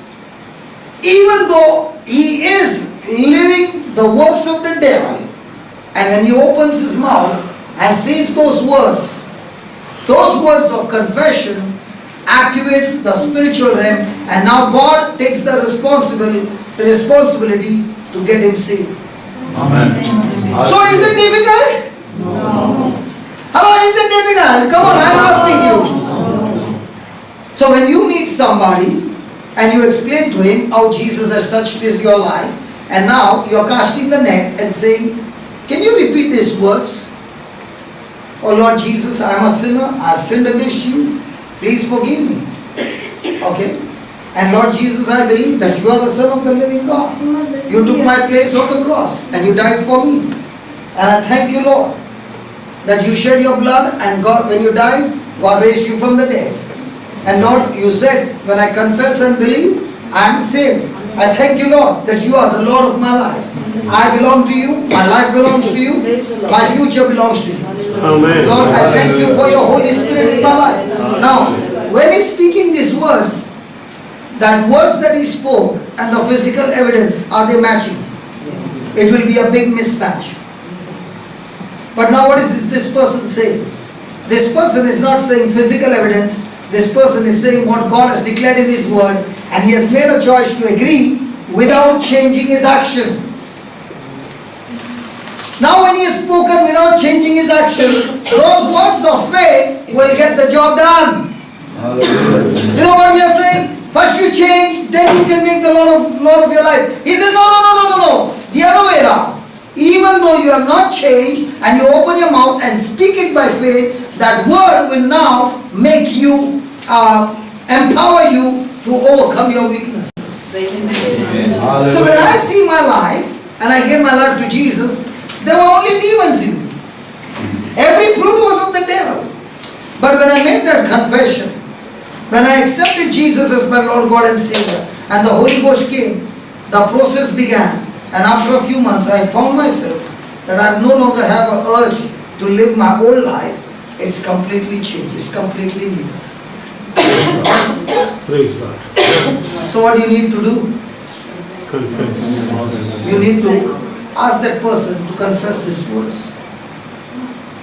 One of the best things that a Catholic Church has got is the I believe. The I believe covers the whole salvation. And if you can make a person repeat I believe word to word and make that person understand, the person is born again. Amen. Amen. Hallelujah. Hallelujah. Now have you cast the net? Yes. Now when you have done that, praise God, you will find after that the person has got craving for the word of God. Do you remember there was a time when we used to start praying and the yawning would begin? Do you believe? Do you remember? Yes. And now when you got born again, now you are sitting for hours together and then you are saying, then what happened, brother? Please continue. Why the difference? Because now your spirit is hungry for more and more of the word. Amen? Amen. Thank you, Jesus. Thank you, Jesus. The third part. Did you get that? Yes. So are you ready to cast your nets? Yes. Praise God. The third one is we must fish in the right places. How much time I got? Half an hour, 30 minutes. 30 minutes. Good. And then we'll have the healing session. Okay? And listen, the healing is when you have understood this word has already started healing. And I want to tell you, tonight we will see marvelous healings. And healings is effortless. When you have a relationship with God, healings are absolutely effortless. Okay, here we go. We must fish in the right places. Now where do you think Peter and Andrew were casting the nets? In the water or in dry land? So were they casting the nets where they believed that the fishes lived in? Yes. Come on. Yes. So where are we casting our nets?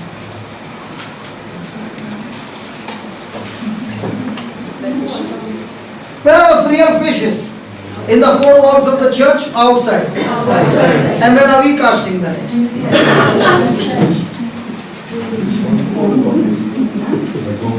And where is all the fight going on? Inside the church for a place to preach? You know the best part about preaching is when you are casting the net in the deep sea, there are no timings. I can't ask Brother Vijay, half an hour more, please give me this. There it is one-to-one. Sometimes it can go on for hours. And the person who is hungry is going to say, preach more, I want to hear more. Hallelujah. Hallelujah. Thank you, Jesus. And if you don't know to fish, doesn't matter. You got the CDs with you. You got a radio with you. Just ask the person, just download this app and listen to the radio. I know so many people who have come out of depression only through the radio. They have never heard me. They have never seen me. So what are you doing? You are casting the net where the fishes are to be found. Amen. Amen. Thank you, Jesus. Thank you, Jesus. So from now on, how many of us are going to go into the sea, into the water to catch fish? And how many of you are going to try in the church? पकड़ पकड़ बड़ा वाला है, बड़ा वाला खींच यार खींच कौन है brother Vijay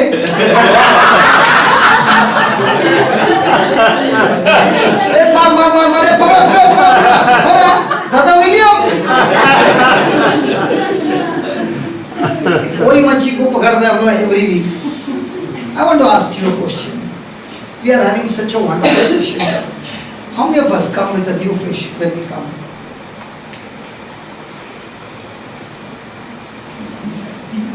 You got the gospel 1 month.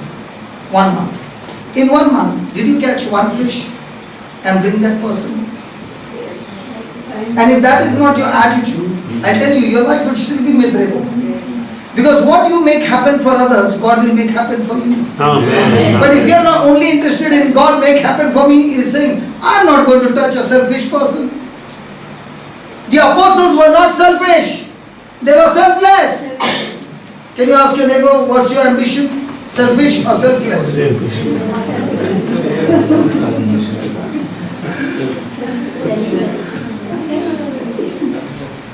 Hallelujah. Hallelujah. Why did you look at her? Did she bring you? How many did you bring? 5 fishes. 5? How many did you bring? 5? Okay. Imagine each one bringing 5. What would have happened? Listen. God will make a place. Amen. The question is, when I used to bring the fishes, I used to take on the bike. Then I would borrow somebody's vehicle and put them in the vehicle and bring. A time was there when I brought 21 of them. I'll tell you the real story. 21 of them, okay, to Chembur. And my chest, in those days, I'm just a new person, bringing 21. And my chest was so out, bringing 21, chest out. And there was this man in a telephone ministry. And I sat down there and I told him, this time I got 21. And he looked at me and he said, I feel sorry for you. Can you imagine he saying these words? All the gas which was there, it was like a tire puncture. And I looked at him and I said, this fellow is jealous of me. And then he said to me, I'm not jealous of you. I thought, how does he know what I'm thinking? And then he said, brother, how long can you bring these fishes over here? There will be a time when you will get tired. Why don't you do the other way around? You come here, okay, get 1 or 2 with you, not a problem. But you come here to learn fishing. Because if you learn fishing over here, you don't have to bring them here, all that labor. You can teach them over there only. He gave me the formula. And he said, if you have a relationship with God, you come here to learn fishing from this fisherman who is catching fish over here. So when you learn from here, go to your own area and start fishing there. There are so many fishes. And you brought 21, I guarantee you, you will catch hundreds of fishes there if you learn fishing. Hallelujah. But if you come here with your chest big that you brought 21, okay, God is feeling sorry for you. That man changed my attitude. And I made up my mind, Lord, I'm going to learn fishing. How many of you have seen many times people who are volunteers? Have you seen any volunteers? Yeah. Are they interested in what is going on inside the church, or are they interested in more about, hey, they're there, I'm asking. Are they interested? People who are already broken and hurt, poor people, they have come there. Hey, what are you doing here? Go there. And they style with it. They are thinking, why did I come? So many of them stopped coming to church because of the volunteers. I'm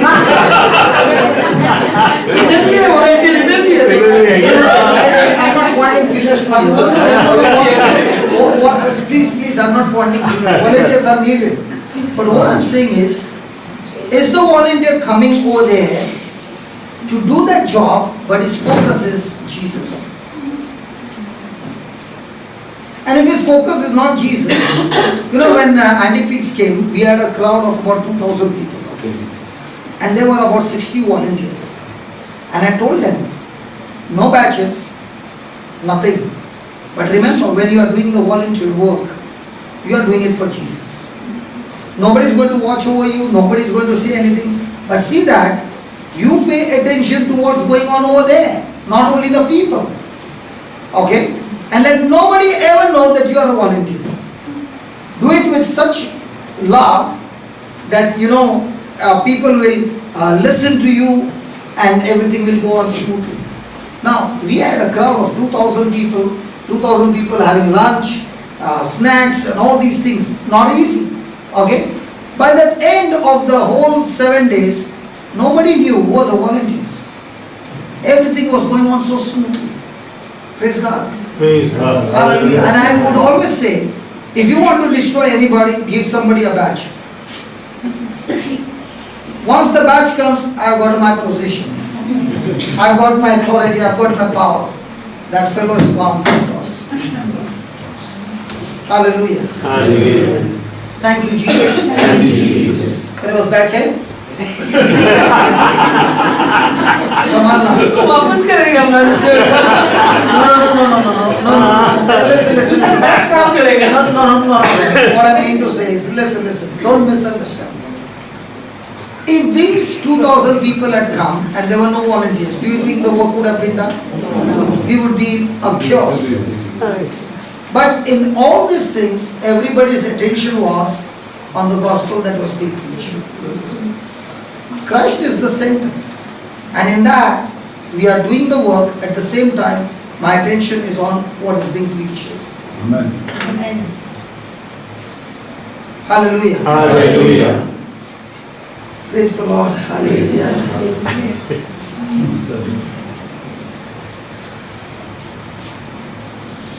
Thank you, Jesus. Thank you, Jesus. Haggai 2:19.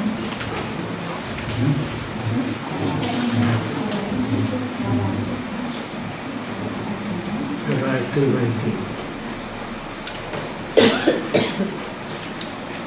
Is the seed yet in the barn? Yea, and as yet the wine and the fig tree and the pomegranate and the olive tree has not brought forth. From this day will I bless you. Now, if the seed is in the barn and not planted, okay, will that seed ever grow and bring forth the fruit? No. So, are you a person full of seeds? Yes. Are you coming here every week? Yes. So, are you being given more and more seeds? Yes. What are you doing with those seeds? Imagine, okay, this time when I was in Australia, there is a law which has just passed. It's called mercy killing. When a person has got an incurable disease and is going to die and is going to suffer, they have got a special hospital. There they make him very comfortable and they give him the best of the best treatment. He has a good bath, good thing, and then they allow him to sleep and they give him an injection. He's gone to sleep forever. Okay?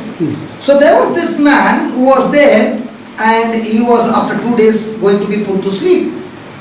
So I got a chance to go and preach the gospel. And when I preached the gospel, the next day the doctors found all the things began to change on the positive side. After 1 week, he got a discharge and came back home. Instead of going to that home, he went to his resident home. Hallelujah. Hallelujah. Hallelujah. Now imagine this gospel power is given to everybody. Okay? But we have not planted that seed. And people are dying of sickness, people are dying of depression, people are dying of different kinds of issues of life. And we are the ones whom God has given the gospel, the solution to their problem. And we, instead of casting the net and getting these fishes, using that sickness, okay, by destroying that sickness, using the gospel and bringing them to the Lord, we have failed to cast our nets. What happens? Is people are perishing. The seed is inside. Now, did Adam know the best was inside him? He was sad. But when God put him to sleep, did he bring Eve out of Adam?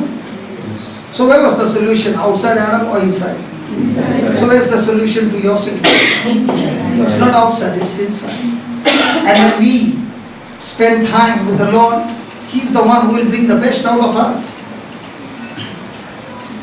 I am truly saying to you, when I got married and they gave me the mic for the first time, I could not speak. I was sweating. I've never faced a crowd, praise God, in my life.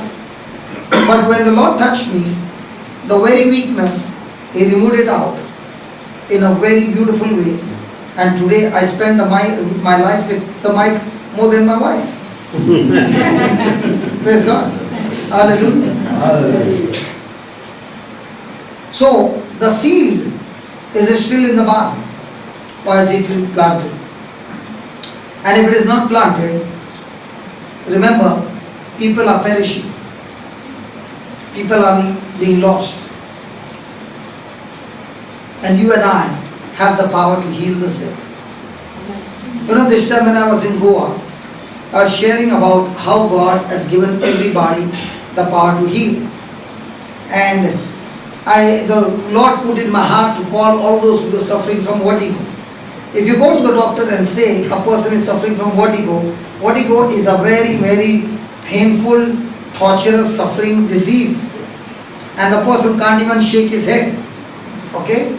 Now, there were about 6 or 7, 8 people. And I said, let me show you how these people can get healed. And there was one lady sitting right behind. And the Lord said, she's just making a prayer and saying, if only I would get a chance to pray. Okay? So I called her and I said, you're going to heal them all. She said, me? Heal them all? I said, yeah, I'm going to teach you with one and then you can do for the others.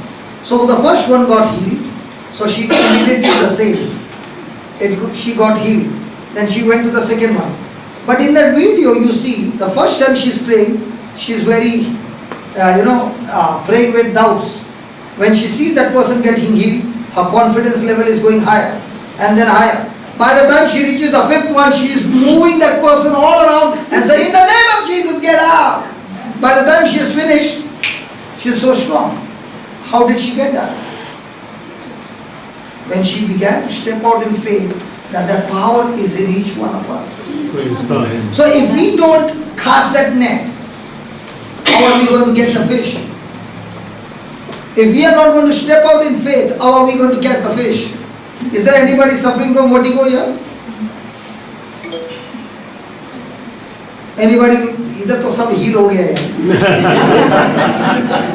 बीमार company ही नहीं है. Anybody having any sickness? Huh? Ligament tear? Very nice. Praise God. Hallelujah. Huh? You can't name. Praise God. Hallelujah. Thank you, Jesus. Wow. Praise God. Anybody else? Yeah. What is it? I have skin. Skin infection. Okay. And what about you? Looking at me?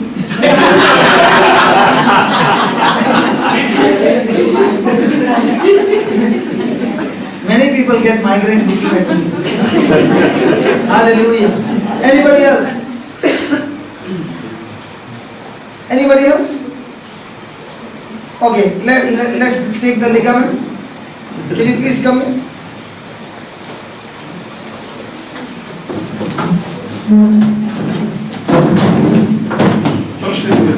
Are you ready? Ligament tear. Repairing.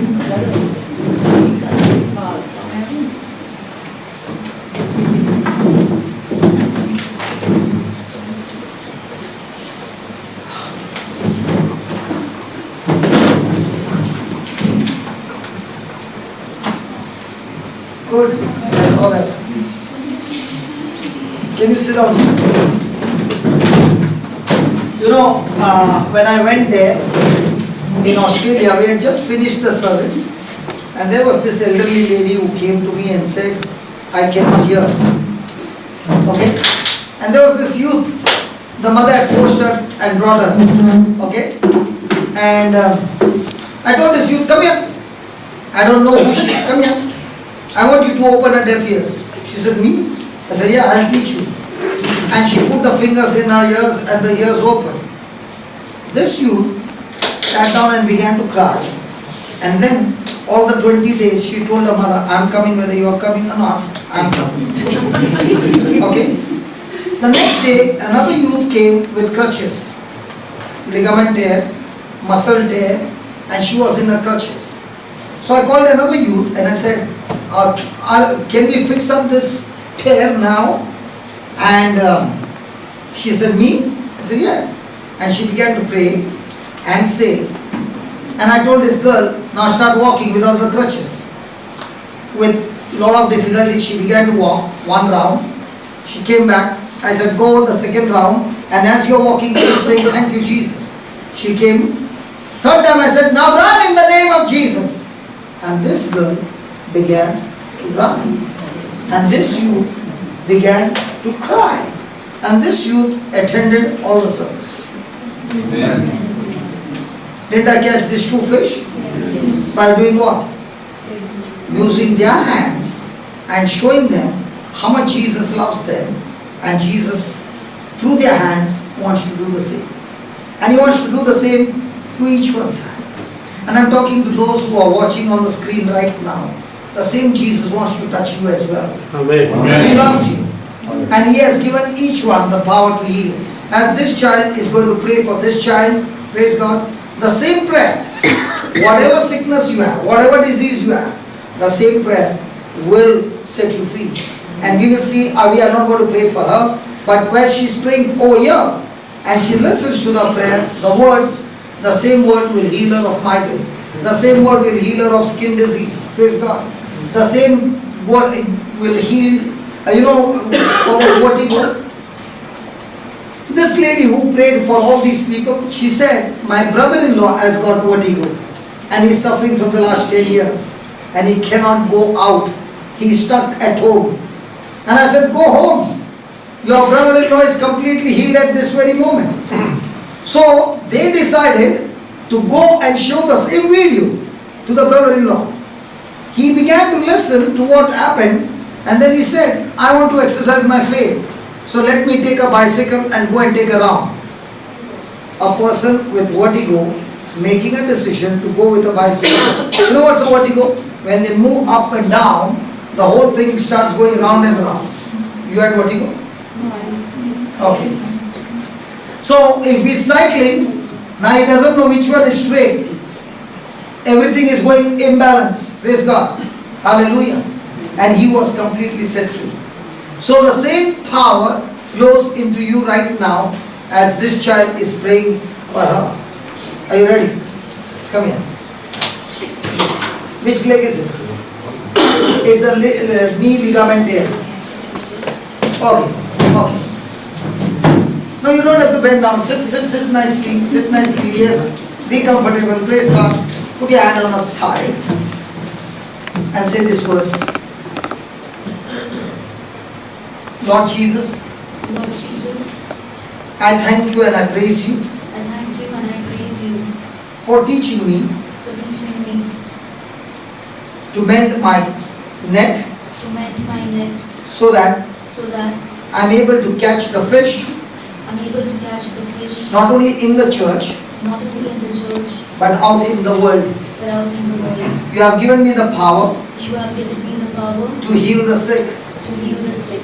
So Lord Jesus, So Lord Jesus, in your name, I rebuke I rebuke the spirit of infirmity. the spirit of infirmity. You spirit of infirmity, You spirit of infirmity, I'm talking to you. I'm talking to you. In the name of In Jesus, the name of Jesus, get out of her body, get out of her body, get out of her life. get out of her life. Right now, Right now, in the name of in Jesus, the name of Jesus, I'm talking to all the bones I'm talking to all the bones in her body. in her body. In the name of In the Jesus, name of Jesus, all you bones all you bones be aligned be aligned right now. right now. Be aligned Be aligned right now. right now. In the name of In Jesus. the name of Jesus. And as this alignment is taking And place, as this alignment is taking place, I'm speaking to the muscles, I'm speaking to the muscles, the nerves, the nerves, the ligaments, the ligaments, the tendons, the tendons, the cartilages the cartilages, be recreated be recreated right now. right now. I said, I said, be recreated be recreated right now. right now.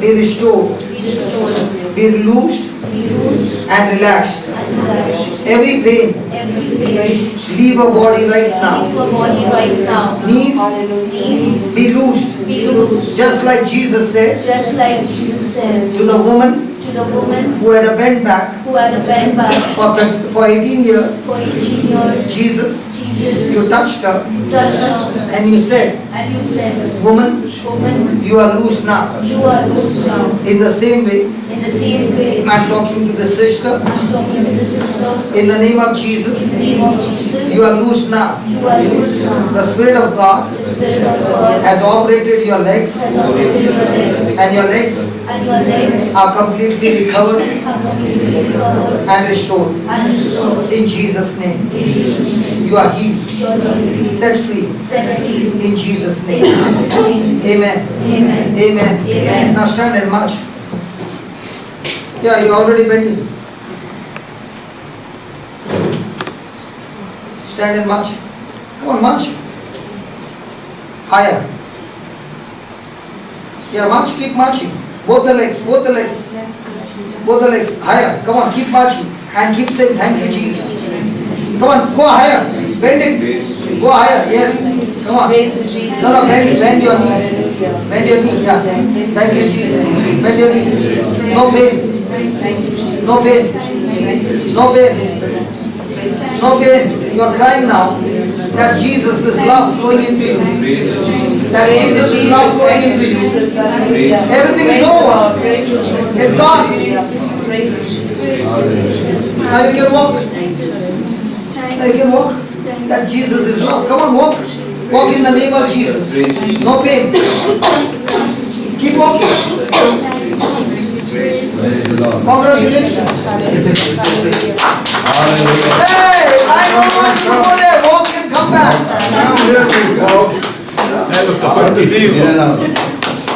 Don't go home. Please come back.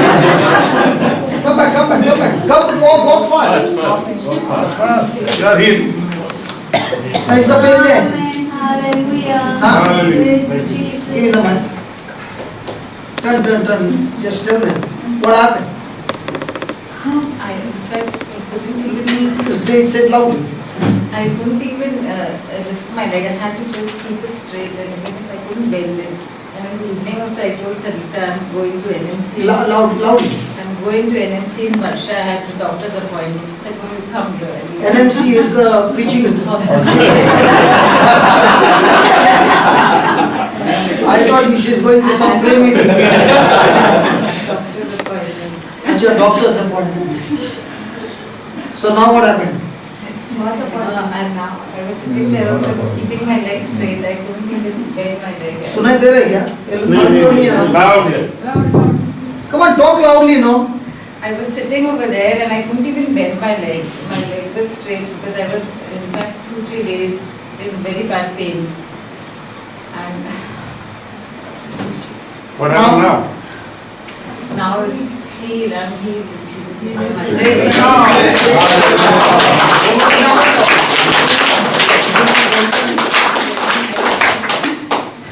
What do you mean really? I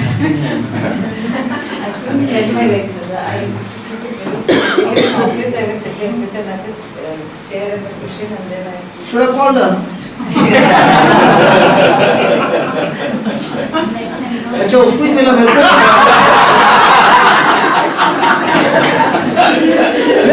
मैं इसका भाई नहीं है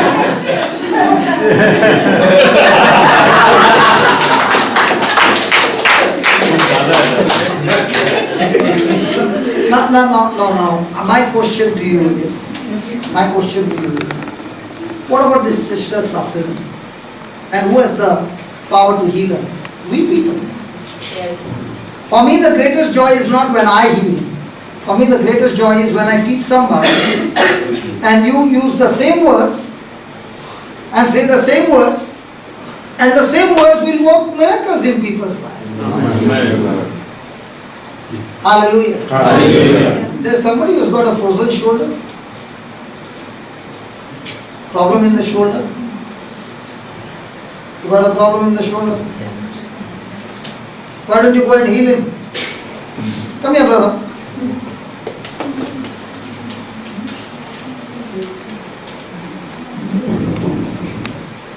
Turn.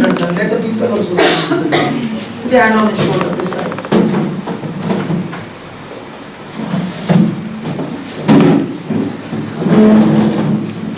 one person experiencing the healing now becomes like Mother Mary going out and touching Elizabeth, going to serve Elizabeth, right? Oh, that's how we are supposed to be. Close your eyes and say this.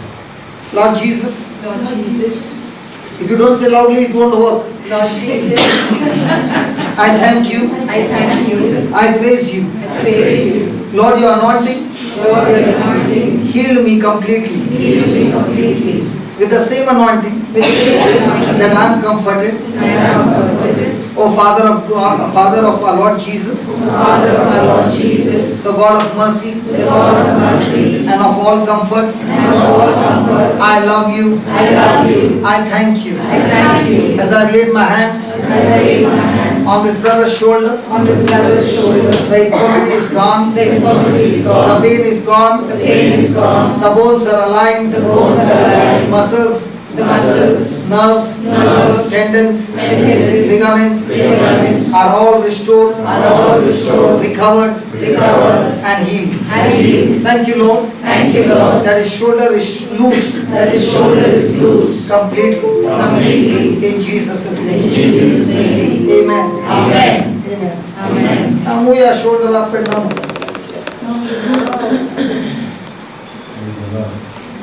Huh? No, can't feel the pain now.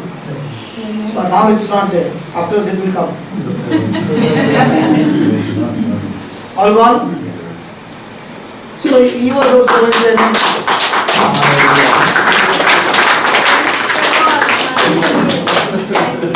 Isn't that good? Yes. If we understand the word of God and we have a relationship with God, क्या हो गया?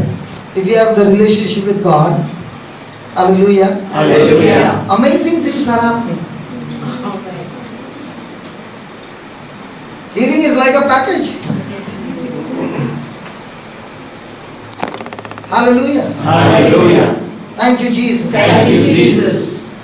So are we going to cast our nets? Yes. You know, when somebody is in a problem, that's the best time to catch the fish. Yes. And that's the time not only to heal the sick, but also lead them into that scripture, Romans 10 verse 9 and 10. And once you have done that, give the CD, give some spiritual books, talk to them, feed them with the word, and life will become beautiful. You know what a joy it is to see somebody's life being changed? Yes. I'll give you one incident and then I will close down. I went to one person's house and these were all elderly ladies, might be in their late 80s, and they were watching TV. So one lady took a remote and switched off the TV. And I said, wow, that was beautiful. She said, what was beautiful? I said, you took some box in your hand and you did something and the TV went off, man. Fantastic. I said, can you do that again? And she again put it on. I said, wow, and I started clapping hands. I said, can you put it off? She put it off. And she began to think, in India they don't have remote control. And she was amazed with that. And I said to her, I could not see the wire. How did you do that? She said, this is called a remote control. When you press this, I said, what if you press some other switch? She said, it won't work. I said, the same it is with the Bible. A Bible, a remote control of heaven, that when you press the right switch, that cancer in your body will be destroyed. She said, what are you saying? I said, let me show you. And I showed her Mark 11:23, that you can speak to the mountain. She said, son, I read the Bible every day, but I've never heard, it never struck me that I'm supposed to speak to my cancer. I've been praying about the cancer. I said, Mama, now that you know, what are you going to do? She said, I'm going to speak to the cancer. And she spoke to the cancer and commanded to get out. And this Mama is a woman of faith, but she did not know. She was ignorant. Now that she got the switch, she began to press it. Praise God. And she said, you know what? I'm going to stand and walk and see. And she stood up, walked, and she began to move around. Within 24 hours, the son calls me up and says, my mama could not finish one bowl of porridge the whole day. One bowl of porridge for the whole day. And she said, from that moment on, she was feeling so hungry that for one sitting, she finished the whole bowl of porridge. And he's saying, she is getting stronger and stronger and stronger each day. Praise God. Now what is happening? Cancer is destroyed. How many of you have ever used a remote control? TV? I know nobody watches TV programs. But in your life, have you ever used? Now what if you press all the switches and you put on the power on? Will it work? So what is the Bible? A remote control of heaven. Now her ligament, she wanted to go to NMC. I'm not denying it. But when she came over here, we showed her the remote control. When we press the switch, and remote control, is it only for owners to press? Anybody can press, no? Does it work? Yes. In the same way, this gospel, anybody who believes in Jesus, it works. Hallelujah. Although it works, there is no favoritism. Or you have to put lipstick and then only use the remote. ऐसा कुछ है क्या? मैं बोल रहा बात करना. पूरा कलर में लगा तभी चलता है. It works for everybody. So this remote works for everybody. Only thing you must know the switch. Now did it work for you? Migraine is still there? Okay. Open your mouth and start praising God for the next 2 minutes. Loudly. I said loudly.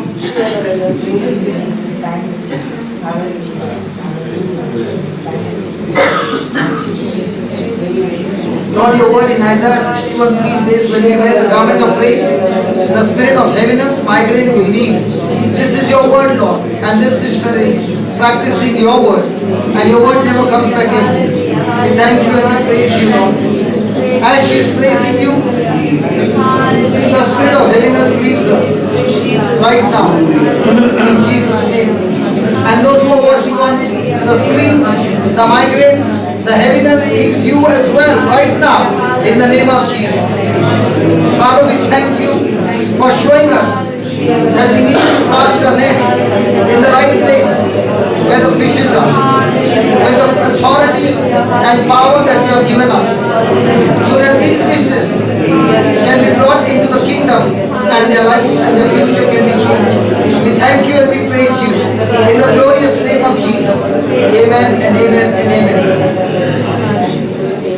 Yeah. Okay, that's homework for you. 80% is gone. Praise the Lord.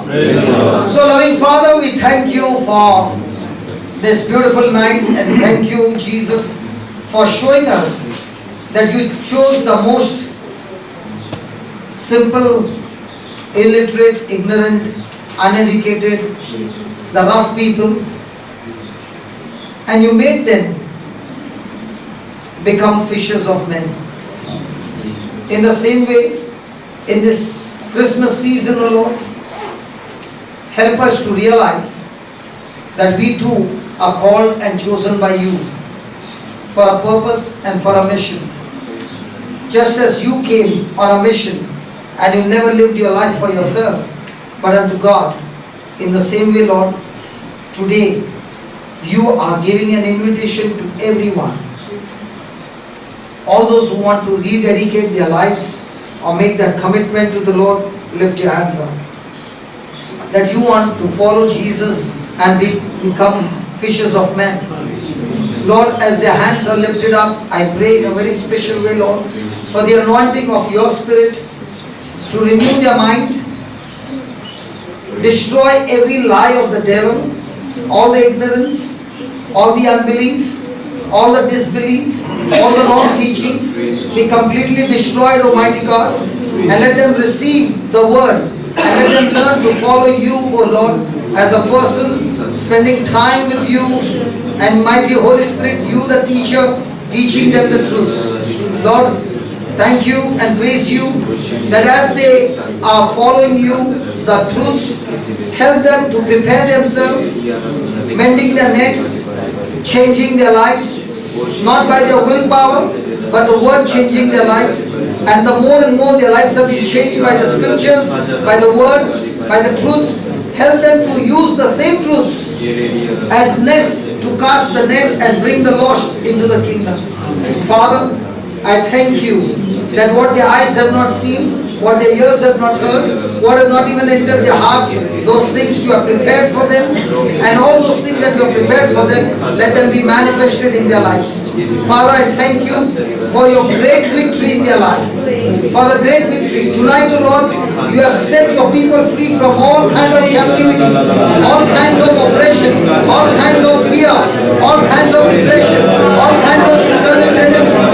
Every sickness and disease are destroyed in the name of Jesus. Lord, your anointing brings prosperity upon your people, Lord. Lord, I thank you. Lives have been changed. The power of sin has been destroyed. The power of sin has been destroyed. Court cases are settled, O Lord. Thank you, Lord, for miracles right now. Believe for your miracle right now as you open your mouth and speak your faithful word. Thank you and praise you, Almighty God, in the glorious name of Jesus. Thank you, Jesus. Praise you, Jesus. Hallelujah. Hallelujah. Hallelujah. Hallelujah. Hallelujah. Thank you, Jesus. So the breakthrough has come, the victory has come, praise God, and the manifestation will surely be seen. Amen. So can we give the Lord a big hand? Hallelujah. And the Bible says, just as Peter gave his boat for Jesus to preach the gospel, and when Jesus finished the preaching, he told Peter, let's go deep sea fishing. And he told Peter, cast your net. And the fishes were so many that the net actually began to tear. And Peter called his friends and everybody, and they caught a big catch. Today, we know that this place, which is a home, has become a boat, a place where the gospel was preached. And this family has given their boat to Jesus to preach the gospel. And just as the boat was filled with fishes, we pray, Father, that this family and their household and their generations, their boats will always be overflowing. And with the overflow that they have received, they are sharing the catch with other people as well. Father, we thank you for Brother Vijay, Sister Teju, and their children, their grandchildren, and the generations to come. Father, thank you that they have always opened their resources for you. Almighty God, meet their needs today. Wherever there is a lack, wherever the thief has been stealing their goods, let the thief be captivated and destroyed completely. And all that the thief has stolen from them, let it be restored back 7 times. In Jesus' name we pray. Amen. Amen. Amen. And in a very special way, Father, we pray for all the people who are working in this ministry. Lord, they go to the poor, the sick, the prisoners, the orphanages, the labor camp, doing mighty work.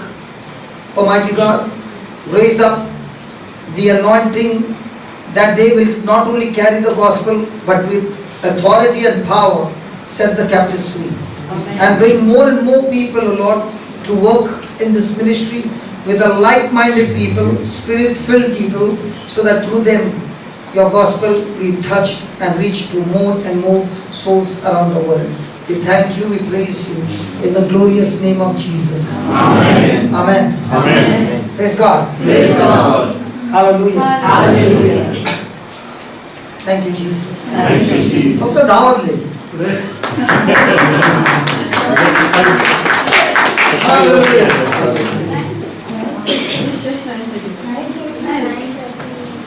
So this is called as hunger for the word. But after this hunger, what are they going to do with the seed? Can you ask them all these months with the seed what they have done? Anybody's got an answer? The question is asked already. Praise God. Anyway, tomorrow will be a very big session and it will end up with a Christmas party. So all of you should come and bring everyone along. Nice to see you, Sister Jerry, after such a long time. She's been missing, huh? We informed the police, but now she's come back. Praise God. I'm very happy to see even somebody else there in the corner. How are you, sister? So nice to see you. Very nice to see you. And All these were lost. and all of these were lost. They come back today. They joined the board today. Sarah, 6:30 rosary. Okay. Okay. The program tomorrow is 6:30 a.m. would be the rosary. We start off at 6:30.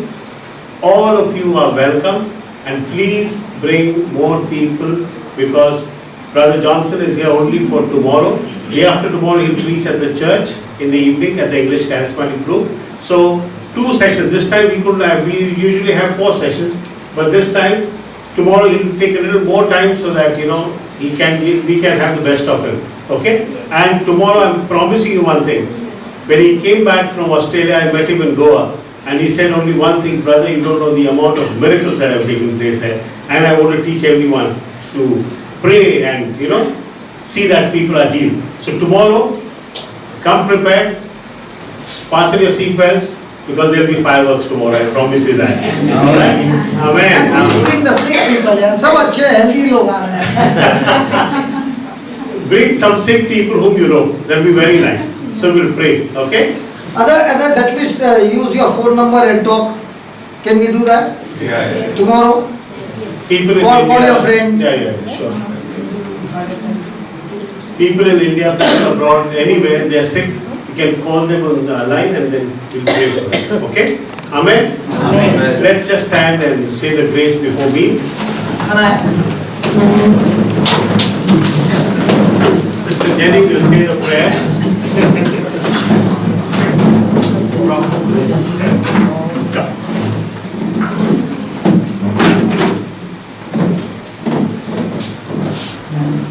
Thank you, Lord Jesus, for bringing us all to you, Lord.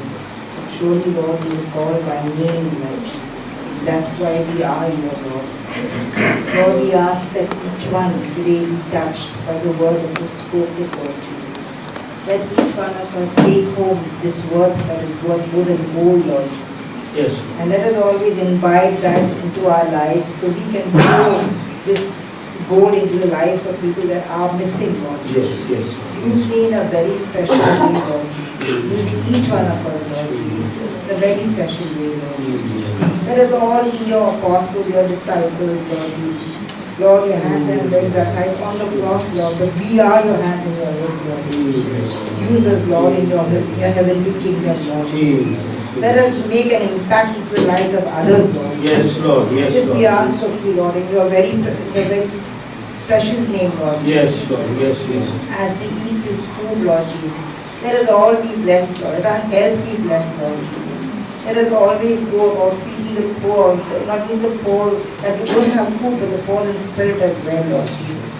We thank you, Jesus. We praise you, Lord Jesus. Thank you, Jesus. Hallelujah.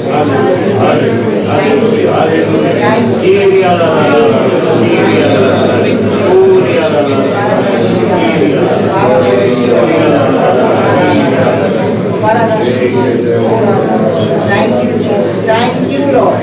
Thank you, Lord. Praise you. the anointing is very strong now. Come on. Everybody. Come on.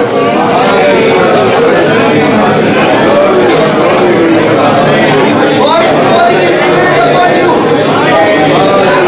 His Spirit upon you. God is pouring His Spirit upon you. Receive the anointing. Powerful anointing. Fire. Fire.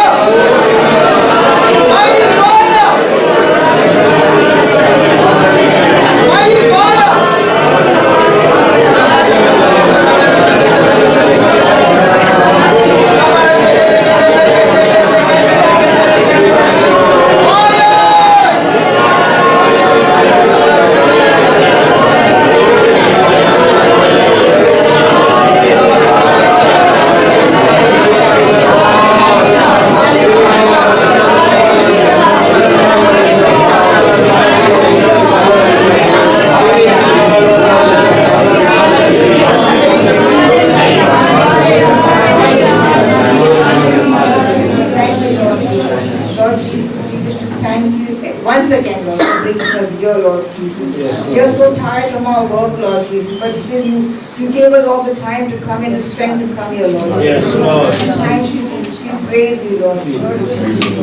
Lord, we need to thank Merlin and her husband today, Lord Jesus, for sponsoring the food that they're going to eat, Lord Jesus. Yes. Bless our family, Lord. Bless them in a very special way. Hallelujah. Bless our children, Lord Jesus. Hallelujah. Bless our wishes, Lord Jesus. Yes, Bless our yes, desires, yes, Lord. Lord. Hallelujah. We thank you, Jesus. Hallelujah. Thank you, Lord. Hallelujah. Praise God. Bless us, O Lord. And these are the gifts which we are about to receive from the Lord Christ our Lord. Amen. In the name of the Father, and of the Son, and of the Holy Spirit. One humble request. Eat as much as you can, but do not waste it, please. It's a very humble request, because whatever food remains, we can send it to the labor camp, we can send it to others who do not get a meal. But I've seen many a times people are, hardly eating half the thing and dumping it out there. You are questionable to this. The Lord Himself will question you on this.